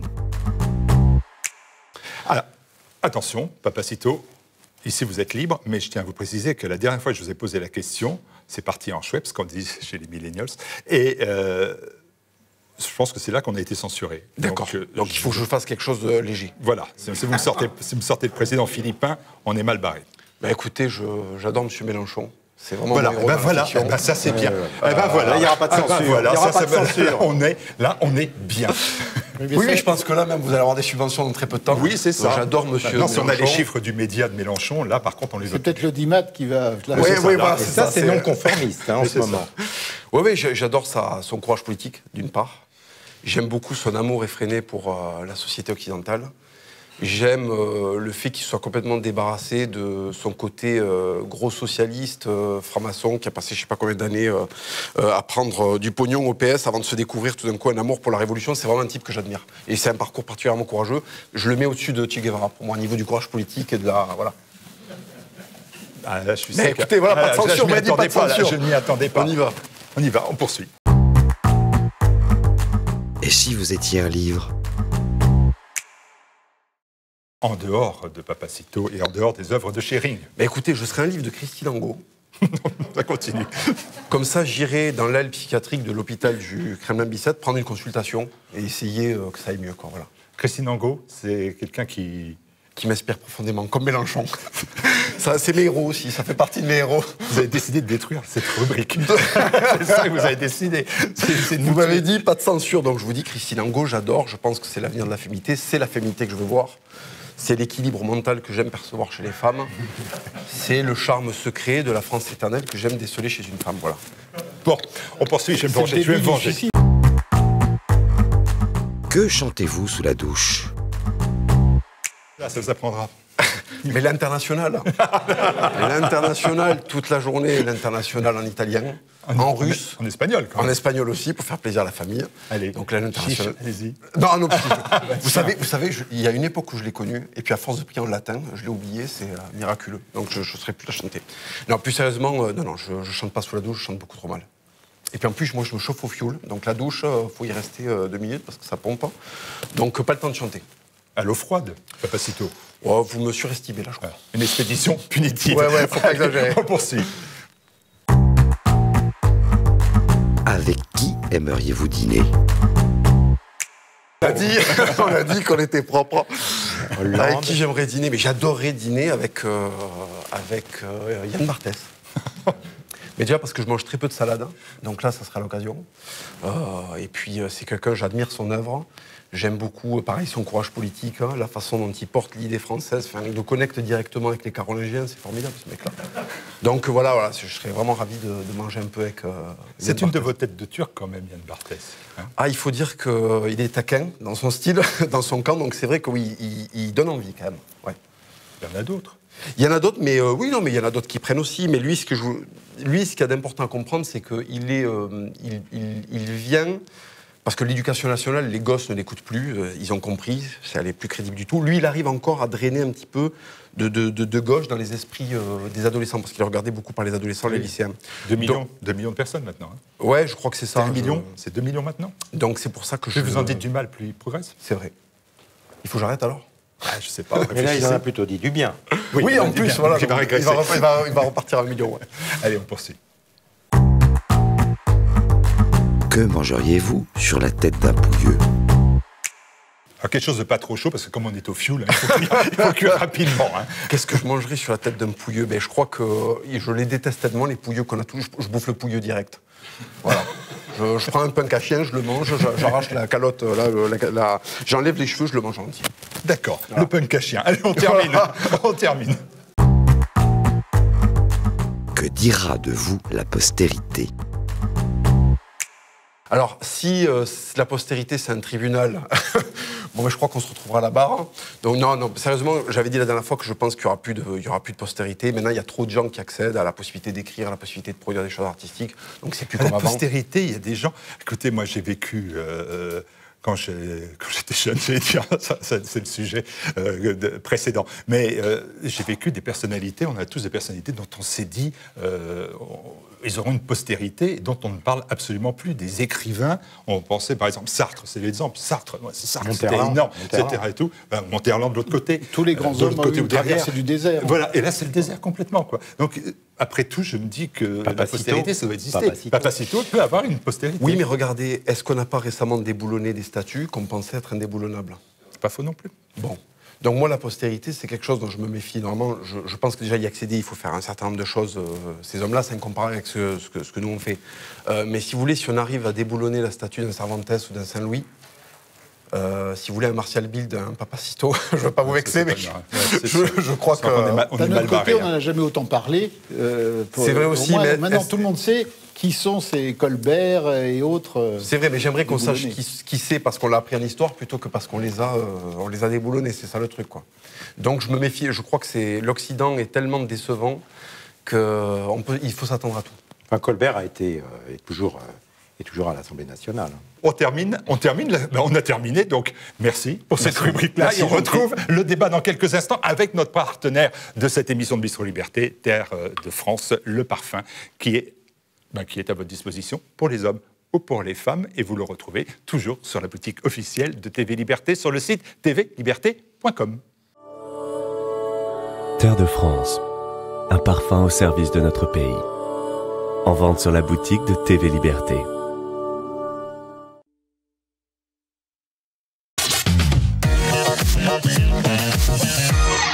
Covid-19. Est-ce la revanche de la France rurale sur les métropoles ? Dans une France où la population s'agglutine dans les villes, la crise du coronavirus a redonné sa saveur à la vie à la campagne. La France rurale, la France des périphéries, des petits pays, était devenue pour de nombreux citadins une terre inconnue. Le monde rural prend-il sa revanche ? Ou cette situation ne durera que le temps d'une pandémie ?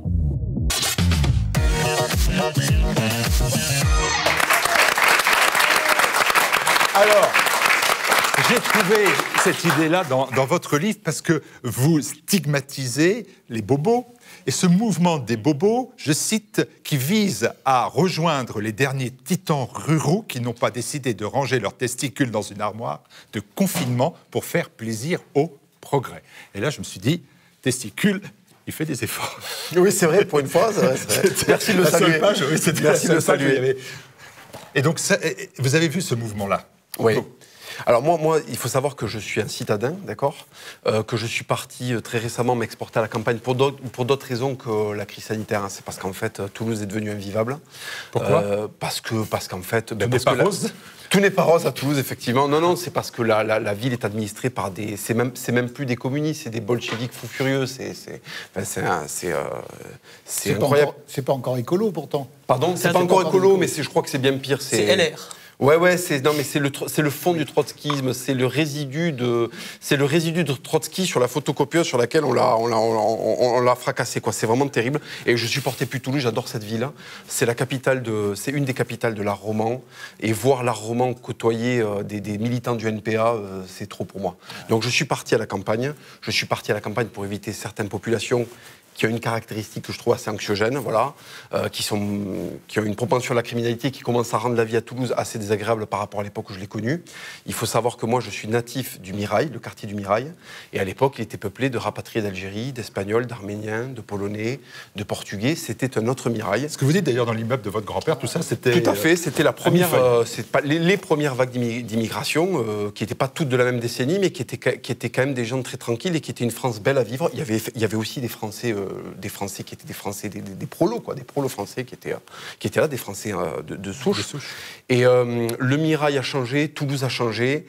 Il y a de moins en moins de plaisir, mais ça rejoint ce que je disais tout à l'heure sur le fait de vivre en France, indépendamment du Covid. Tout a été rendu, tout a été souillé. L'encre noire du progrès et de sa branche islamisante a souillé le quotidien. Il n'y a plus de plaisir en ville. Donc je suis parti chercher un semblant de vie à l'ancienne, à la campagne, pour voir des gens normaux. Voir des gens normaux, c'est voir en fait des paysans, des chasseurs, mais aussi des instituteurs qui ont décidé d'aller à la campagne, voir la société française avant la grande catastrophe du mitterrandisme. Donc moi, je l'ai éprouvé ça, le départ à la campagne. Et je peux vous dire que quand ils m'ont vu débarquer, ils ont été inquiets quand même. Ils se sont dit, voilà, ils ne me connaissaient pas, ils ne savaient pas que je faisais des vidéos réactionnaires sur YouTube. Et quand ils ont vu ma voiture et mes bagouses, Mais de suite, voilà, j'ai montré patte blanche, donc j'ai été très bien accueilli.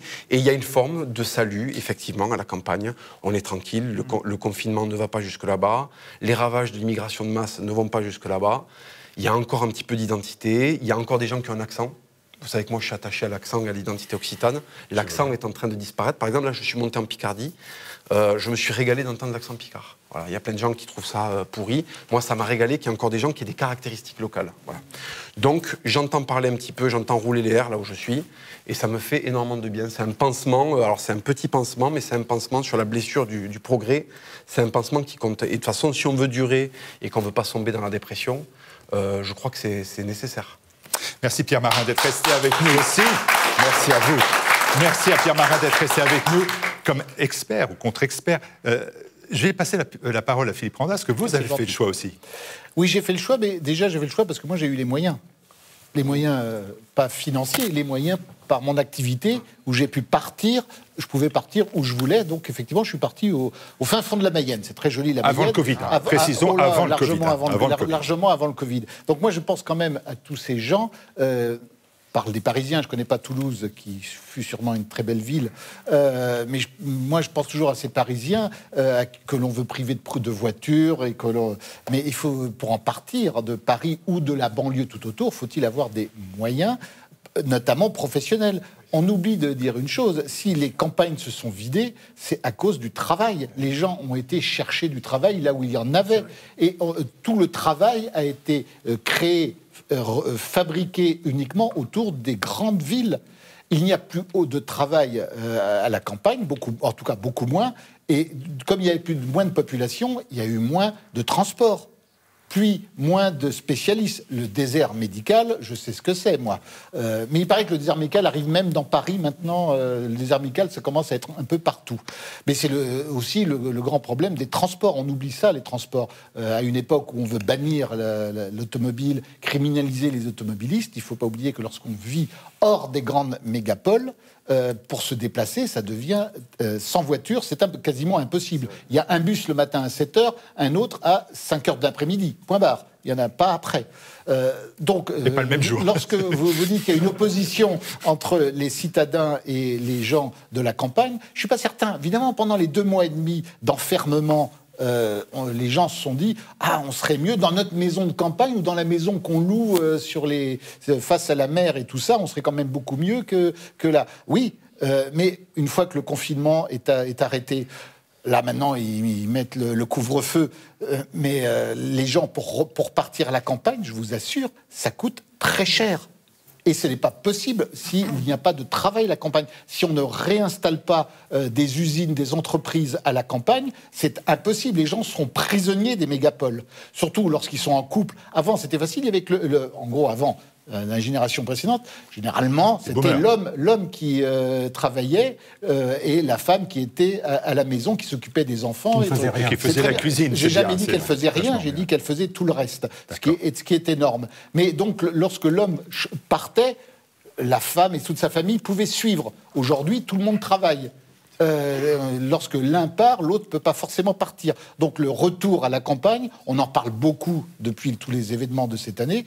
Je ne suis pas certain qu'il soit très facile à réaliser. C'est facile de dire sur un coup de terre, il faut absolument repartir à la campagne, c'est tellement beau. Ça dépend des professions en fait. C'est tellement beau, c'est pendant 15 jours de vacances. Le reste du temps, il faut y vivre. Monter son cabinet. Oui, je me permets juste un truc. Il y a aussi un phénomène de gens qui ne voulaient pas partir à la campagne et qui sont contraints. Notamment, l'exemple toulousain est très, très intéressant. Vous avez un centre-ville qui est très attractif, qui grandit, avec une demande grandissante. Les appartements, les anciens quartiers populaires deviennent des quartiers bobos, qui deviennent extrêmement chers. Et vous aviez une classe moyenne qui était, si vous voulez, la seconde couronne, qui était là depuis très longtemps. Elle est repoussée aux limites du périphérique. Elle ne peut plus se payer des appartements dans Toulouse intramuros. Mais qu'est-ce qui ceinture Toulouse? Il y a la ceinture verte. Et cette ceinture verte-là, il y avait la Red Belt de Mao autour de Paris, de maoïsme autour de Paris, de communisme autour de Paris. Maintenant, il y a des ceintures vertes autour des villes. Elles sont explosives, d'ailleurs. Exactement. Et les gens, la classe moyenne, déclassée, ne veut pas aller vivre en banlieue. Elle ne peut pas. Elle devra se conformer à un moule auquel elle n'a pas envie de se conformer. Et du coup, ils sautent une case, et au lieu d'aller en banlieue, ils vont à la campagne. Moi, j'aurais préféré la banlieue proche, mais je n'avais pas l'argent pour me payer la banlieue proche, donc je suis allé dans la banlieue lointaine. Et qui c'est que je retrouve?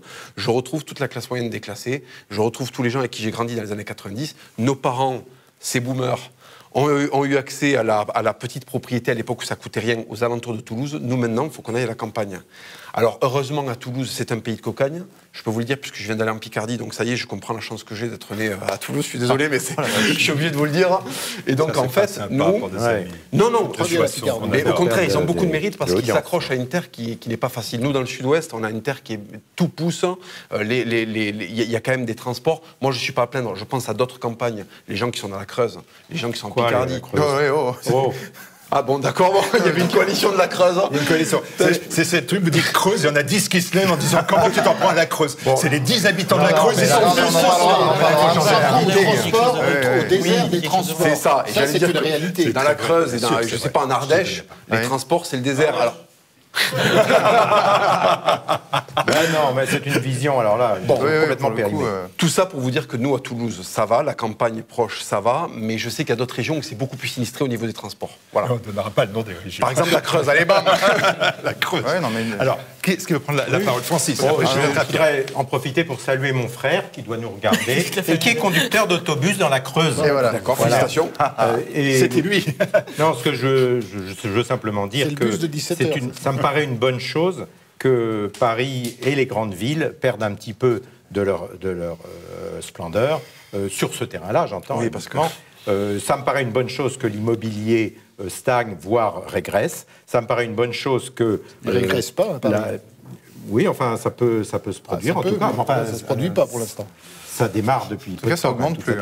Enfin, quand je vois comment ont voté toutes ces villes, eh ben moi, j'espère qu'elles vont connaître un petit peu une évolution dans le bon sens sur ce plan-là. Voilà, c'est tout ce que j'ai à dire. Et maintenant, il n'y a pas de mauvaise campagne, il n'y a pas de mauvaise Picardie et de bonnes régions toulousaines. Je crois que toutes les régions françaises, et c'est ce qui fait quand même un amoureux de la France comme vous le savez, toutes les régions françaises ont des endroits, enfin des sites extraordinaires, des châteaux, un passé, des monuments, des paysages, des bords de mer, des montagnes, des vallons. On a une chance inouïe. Et ben justement, c'est une bonne chose que les urbains, les Parisiens et les autres redécouvrent leurs racines.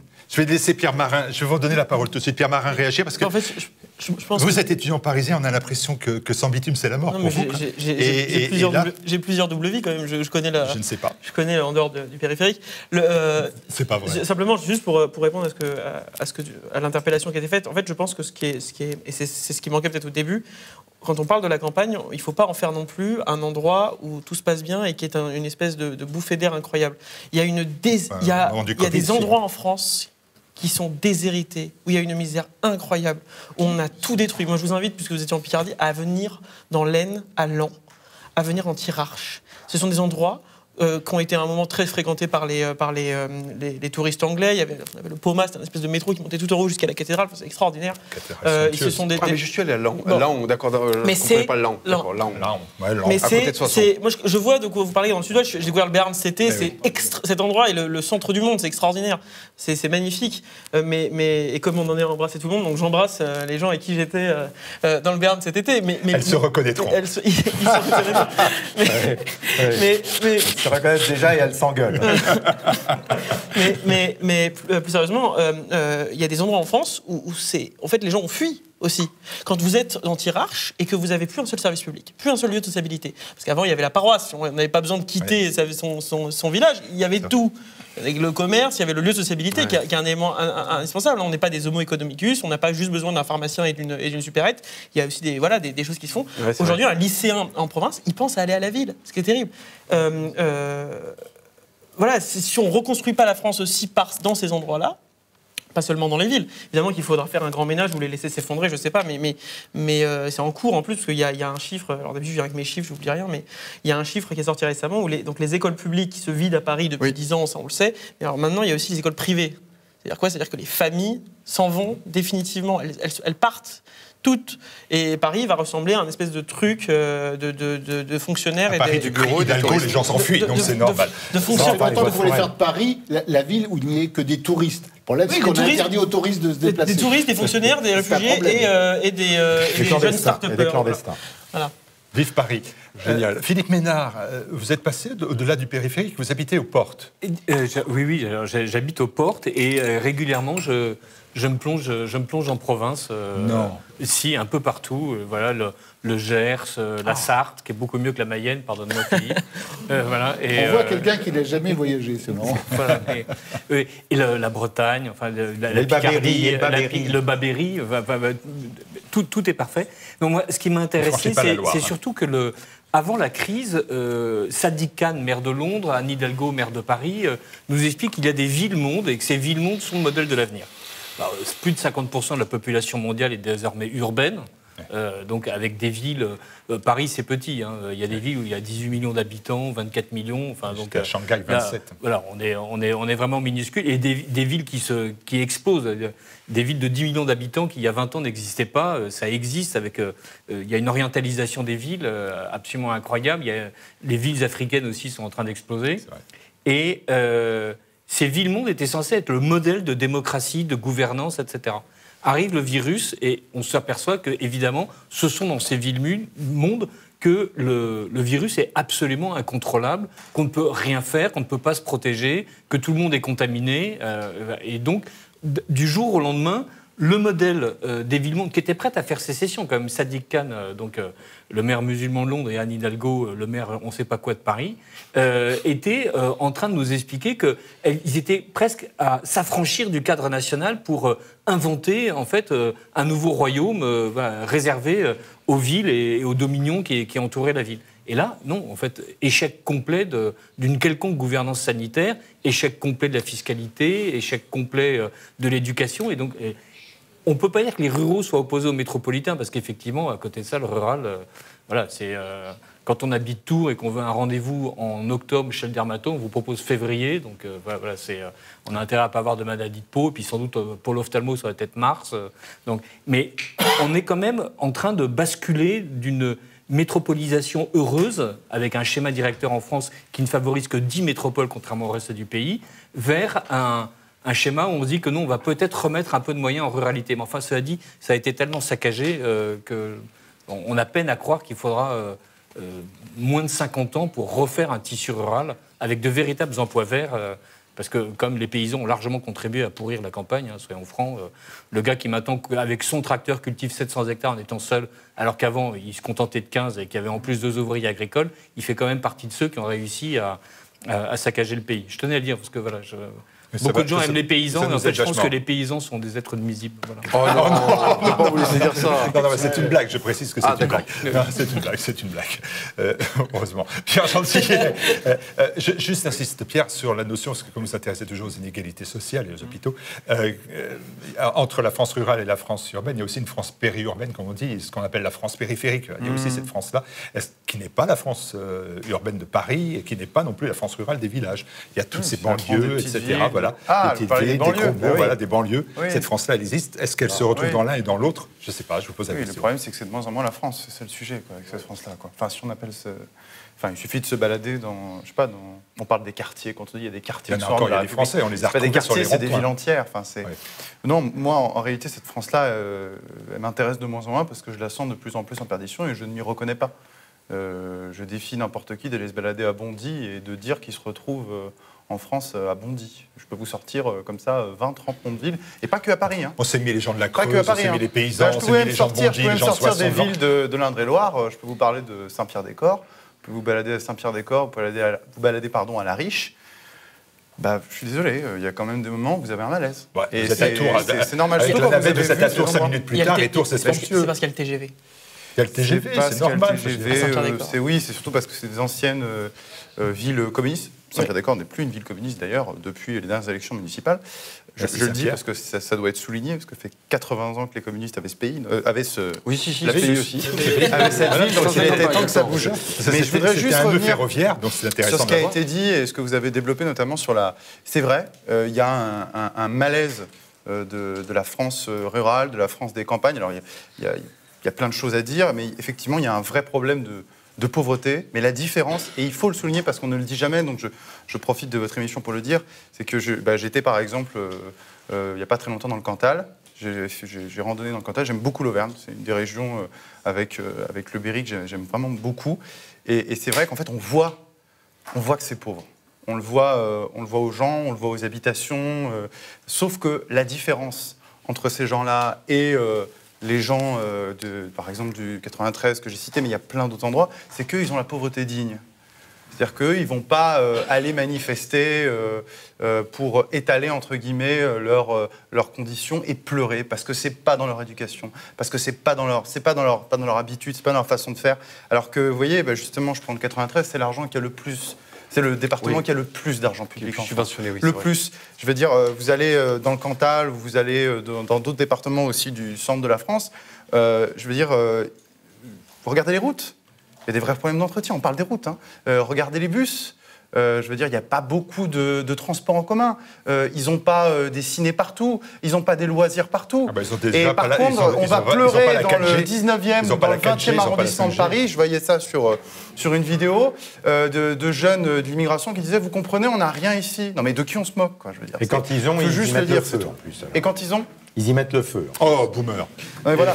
Et une dernière chose, pour répondre en fait au fond du sujet, moi je pense vraiment que la civilisation, avec un grand C, en France, elle n'est pas dans les villes, elle est vraiment dans la campagne. Et il y a quelques petits indicateurs très très naturels qui permettent de penser. Alors Paris, moi j'habite Paris, Paris c'est une belle ville, mais on aime Paris pour les murs et pour les services qui sont, sauf pendant le couvre-feu justement, à disposition quasiment toute la nuit. Il n'y a plus de bar, il n'y a plus de bar. Bah oui, c'est ça qui change. Mais sinon, vous voyez, moi je viens de la campagne, justement, comme on l'appelle, d'un tout petit village. Je veux dire, moi je disais bonjour, on dit bonjour aux gens dans la rue quand on les croise. On ne fait jamais ça dans la ville. Évidemment, vous faites ça, on vous regarde avec des yeux de fou. Je veux dire, dans les transports, le niveau de... On fait ça dans notre village ici. Laissez-moi juste finir, Marcel, mon propos. À TV Liberté. Les transports, vous voyez ça typiquement. Les transports, vous voyez, moi il y a un truc qui m'a toujours choqué quand je suis arrivé à Paris, c'est rien pour vous. Mais quand j'ai pris le RER la première fois et que j'ai entendu une voix, donc quelqu'un techniquement qui est payé et qui vous dit « laissez d'abord descendre les personnes avant de monter », je me suis dit « mais on est où, quoi ? À quel niveau d'abrutissement, de déculturation, de décivilisation on est pour qu'un type soit payé pour dire « laissez les gens descendre avant de monter ». Enfin, je veux dire, je trouve ça sur la complètement ligne fou. 13, il y en a même, devant chaque porte, il y a quelqu'un payé pour ouvrir les portes, pour empêcher les gens de monter trop vite et de les laisser descendre les autres. Mais voyez, typiquement, c'est ça qui me fait dire qu'en fait, voilà, quand vous allez dans des petits villages, ou même des villes de 3 4 000, 5 000 habitants, vous vous sentez beaucoup mieux, vous êtes pas du tout en insécurité. Enfin, je veux dire, vous vous baladez dans des coins en Touraine ou dans l'Inde ou dans le Berry, vous pouvez y aller avec votre portefeuille à l'arrière de votre pantalon, il n'y arrivera jamais rien. Vous pouvez garer votre voiture sur la petite gare et même oublier un moment de la fermer. Vous avez beaucoup moins de chances de vous faire braquer qu'en la laissant à Paris. Donc, les gens vont peut-être, avec cette expérience de télétravail forcé pour une bonne partie des gens en France, retrouver l'idée de se dire que finalement, c'est peut-être mieux d'arrêter de vivre comme des Untermensch à Paris, dans 30-40 mètres carrés, penser qu'on est un super winner à vivre 30-40 mètres carrés dans un petit appartement, alors qu'en fait, justement, ce serait peut-être mieux, pour la même somme, d'avoir un 200-250 mètres carrés avec un jardin, de vivre en province, d'avoir une femme, des enfants qui grandissent dans un milieu sécurisé. Qu'ils aient les moyens de s'installer sur place. Mais justement, c'est plus difficile aujourd'hui. Un prix d'un 30 mètres carrés dans Paris, c'est pas le prix de l'achat, c'est le prix du travail. Mais vous pouvez plus acheter dans Paris. Non, mais c'est fait d'avoir un boulot sur place. Là-bas, sur place, on peut... Mais c'est ce que je disais, ça dépend les métiers. Mais à Paris, attendez, à Paris, c'est du tertiaire. Il faut que votre cabinet et votre fac vous suivent. Mais non, mais je vous dis ça parce que qu'est-ce qui vit dans les villes ? C'est du tertiaire. Et justement, c'est ce qui fait que ces gens-là peuvent faire du télétravail. Donc il faut les encourager à partir et à aller dans les campagnes. C'est l'idée qu'ils ont. Je fais une rectification sur la province et la campagne française. Il y a du boulot, il y a du travail, sauf qu'ils ne trouvent pas les gens qualifiés pour les boulots. Alors, les gens qualifiés, c'est pas forcément des énarques. Non, ceux-là, d'ailleurs, on les demande rarement. Ce sont des gens qui, en fonction des emplois qui sont proposés, répondent aux critères. C'est là le problème. C'est qu'il y a aussi une inadéquation entre l'offre et la demande sur le marché du travail. Est-ce que vous avez, avant de donner la parole à Papacito, un dernier mot à dire? Parce que vous savez que le couvre-feu va bientôt pointer, il va falloir qu'on aille se coucher. Donc, pas de... Non, il faut vraiment qu'on aille se coucher, Papacito. Vous avez entendu cela, est-ce que vous voulez rajouter quelque chose? Oui, juste vous dire qu'il y a même en ville du boulot qui ne trouve pas... Il y a des entreprises en ville qui proposent du travail, et il n'y a personne qui vient me pointer. Moi, j'étais déménageur avant d'être sur Internet. J'étais dans une société de déménagement qui était dans la périphérie très proche de Toulouse. Hein. Je veux dire, c'était très bien desservi. C'était accolé à Toulouse, intramuros. La société de déménagement avait du boulot à profusion qui était payé 2 000 € par mois, d'accord, ce qui est énorme pour les jeunes générations. Je tiens à le préciser, des gens qui démarrent dans la vie professionnelle, 2 000 € par mois, c'est beaucoup. Ils ne trouvaient pas de gens pour venir travailler parce qu'il y a des gens il y a des gens qui estiment qu'il y a des travaux qui sont trop compliqués pour 2000 balles. Et effectivement, il y a des quartiers où 2000 € on peut les gagner différemment. Et ces gens-là n'iront pas soulever 7 tonnes par semaine pour gagner 2000 €. Et au déménagement où j'étais, je suis désolé, c'est un fait, c'est factuel, c'était 90% de blancs trentenaires qui venaient travailler. Voilà. Et on n'arrêtait pas de me dire qu'à Toulouse, il y avait des problèmes de chômage et d'emploi, et que c'était à cause de ça qu'il y avait de l'insécurité et de la délinquance. Typiquement, ces sociétés-là, et c'est pas la seule, il y en a plein, ont du mal à recruter parce qu'il y a aussi une génération qui n'a plus le goût du travail et qui peut-être gagne de l'argent différemment, plus facilement. Voilà, c'était juste pour souligner ça. Vous avez dit, dans votre ouvrage, vous dites un jour, Sylvester Stallone et Arnold Schwarzenegger mourront, et avec eux, la dernière expression d'un monde libre et décomplexé. C'est ça? C'est ça votre vision, c'est Stallone et Schwarzenegger? Oui, complètement. C'est-à-dire qu'en fait, si l'autre proposition, c'est François Cluzet, vous comprenez bien que je préfère Stallone et Schwarzenegger. Vous voyez, déjà, eux, ils font des films, ils le produisent avec de l'argent qui n'est pas pris dans la poche ni dans la vôtre. C'est-à-dire qu'ils prennent des risques. C'est-à-dire que s'ils font des bouses, en fait, c'est fini pour eux. Donc, c'est des gens qui doivent perpétuellement produire de la qualité. En France, vous pouvez faire toute une série de petits cacas. Systématiquement, on viendra vous glisser un petit billet dans la poche pour que vous puissiez continuer à en produire. Vous voyez ce que je veux dire? Donc effectivement, je pense que ces gens-là sont la représentation de ce qui est devenu un mythe en France, c'est-à-dire le vrai talent récompensé à la méritocratie. Donc quand ils vont disparaître, effectivement, on va être profondément orphelin. Parce qu'il n'y aura plus de films exaltants comme ils faisaient. Moi, alors c'est peut-être générationnel, mais j'ai rarement été autant exalté que quand Rambo s'occupe du communisme à sa façon, si vous voulez ce que je veux dire. Voilà. Et d'autres problématiques. Merci. Adrien. Ouais, bon, ça c'est autre chose. Alors, il y a aussi dans cet ouvrage que je vous conseille vraiment de lire, Expédition punitive. Je ne dis pas que c'est sur la boutique officielle du site de TV Liberté, vous l'avez compris si vous nous suivez depuis le début de l'émission. Mais c'est un livre qui est drôle, qui est un livre hilarant, avec quand même une vision, j'ai trouvé terriblement pessimiste par rapport aux autres ouvrages. Vous dites, la peste du progressisme s'abat sur la France comme pour la punir d'être la souillon républicaine qu'elle est devenue. La France, souillon républicaine. Honnêtement, même nos pires adversaires antipatriotes, anti-français, ne disent pas cela. Pour faire un véritable... Pour s'en sortir, il faut faire le vrai diagnostic. Si vous avez un cancer, vous ne pouvez pas vous faire diagnostiquer un rhume et espérer guérir de ce cancer-là en prenant des remèdes pour le rhume. Vous comprenez ce que je veux dire? La France a décapité le sacré. Elle a déconstruit tout ce qu'elle avait mis 1500 ans à construire. Ce qui est un trésor pur. Nous, on est habitués à avoir des cathédrales. Quand vous êtes né dans un pays qui a très peu d'histoire et très peu d'infrastructures, là, vous réalisez ce que c'est que l'Occident et ce que c'est que le foisonnement de culture, d'art et d'excellence. Je vous rappelle qu'on a envoyé des individus sur la Lune. Voilà. On a envoyé des individus sur la Lune, d'accord? Et maintenant, on fait des clips musicaux avec des gens qui ne parlent plus français. Vous voyez ce que je veux dire? Ils parlent un langage qui est un amalgame d'anglais, de banlieusard, qui est un truc complètement mondialisé. C'est un exemple que je prends comme ça. Ce que je veux dire, c'est que la France, il y a des pays, je m'en fous, qui nous déçoivent. Si vous voulez, quand vous êtes sur un caillou qui n'a rien produit de son histoire, que ça devienne un caillou républicain ou un caillou communiste, vous en foutez, ça reste un caillou.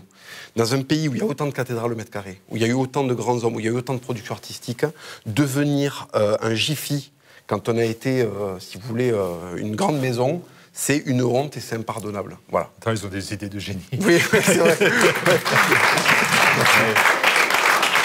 Et la religion dans tout ça? Mais la religion, elle est centrale dans mon propos. La religion, c'est le système immunitaire français. Comment un pays qui s'est construit en 1500 ans sur la christianisation du français et sur la francisation du chrétien, vous comprenez ce que je veux dire? C'est une interpénétration qui est pratiquement structurelle. L'ADN de la chrétienté et l'ADN de la France sont mêlés très profondément. L'avoir renié ça, par des manipulations qui finalement... Dans l'histoire de France, si vous voulez, l'accident républicain, pour l'instant, on n'en est qu'à 150 ans. D'accord, par rapport à 1500 ans d'excellence. Donc je pense que c'est encore rattrapable. Mais le remède, c'est pas un Dafalgan. Voilà. Le remède, c'est... bon, ça va tomber sur le coup de la loi. Mais voilà, il faut un gros remède. Je vois le genre. Je vois le genre parce que c'est souvent... L'image permet d'aider à comprendre. Allez, les bobos parigots privés de resto, les pauvres, vous voyez. Ça vise quelques-uns d'entre vous. Hein. C'est cool la campagne, on ne porte pas de masque et on ne risque pas d'être verbalisé, même avec un poulet sur le dos. Poulet policier pour... Non ? Ok, boomer, d'accord. La famille capitaliste, c'est dur, hein, Ignace. La famille capitaliste découvre la campagne. T'as vu l'animal, papa ? On dirait une tirelire. Voilà, ça c'est un beau dessin d'Ignace, pas mal. Ah bah ça y est, ça fait l'unanimité. Enfin.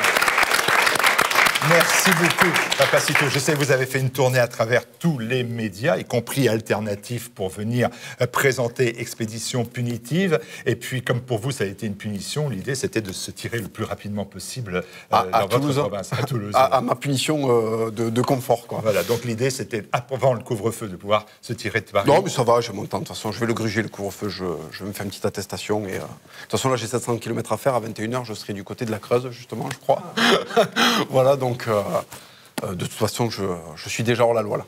Allez, on est hors la loi. Bonne soirée à vous. Et merci pour votre invitation. Merci aux techniciens, bien évidemment. Merci au public que je sais fait un effort. Alors, je le reprécise, c'est selon ce que nous demandent les autorités de faire pour les sociétés audiovisuelles. Je ne suis pas favorable à ce qui est fait, mais ça nous est imposé pour que nous puissions continuer à faire Bistro Liberté. Et je pense que c'est important qu'on vous livre tous les 15 jours cette belle émission que nous aimons tant et que vous aimez. Alors, partagez-la, likez, c'est-à-dire aimez cette émission. Faites connaître le bouquin de Papacito. Aidez la cause, comme on dit. Merci, bien évidemment, aux sociétaires.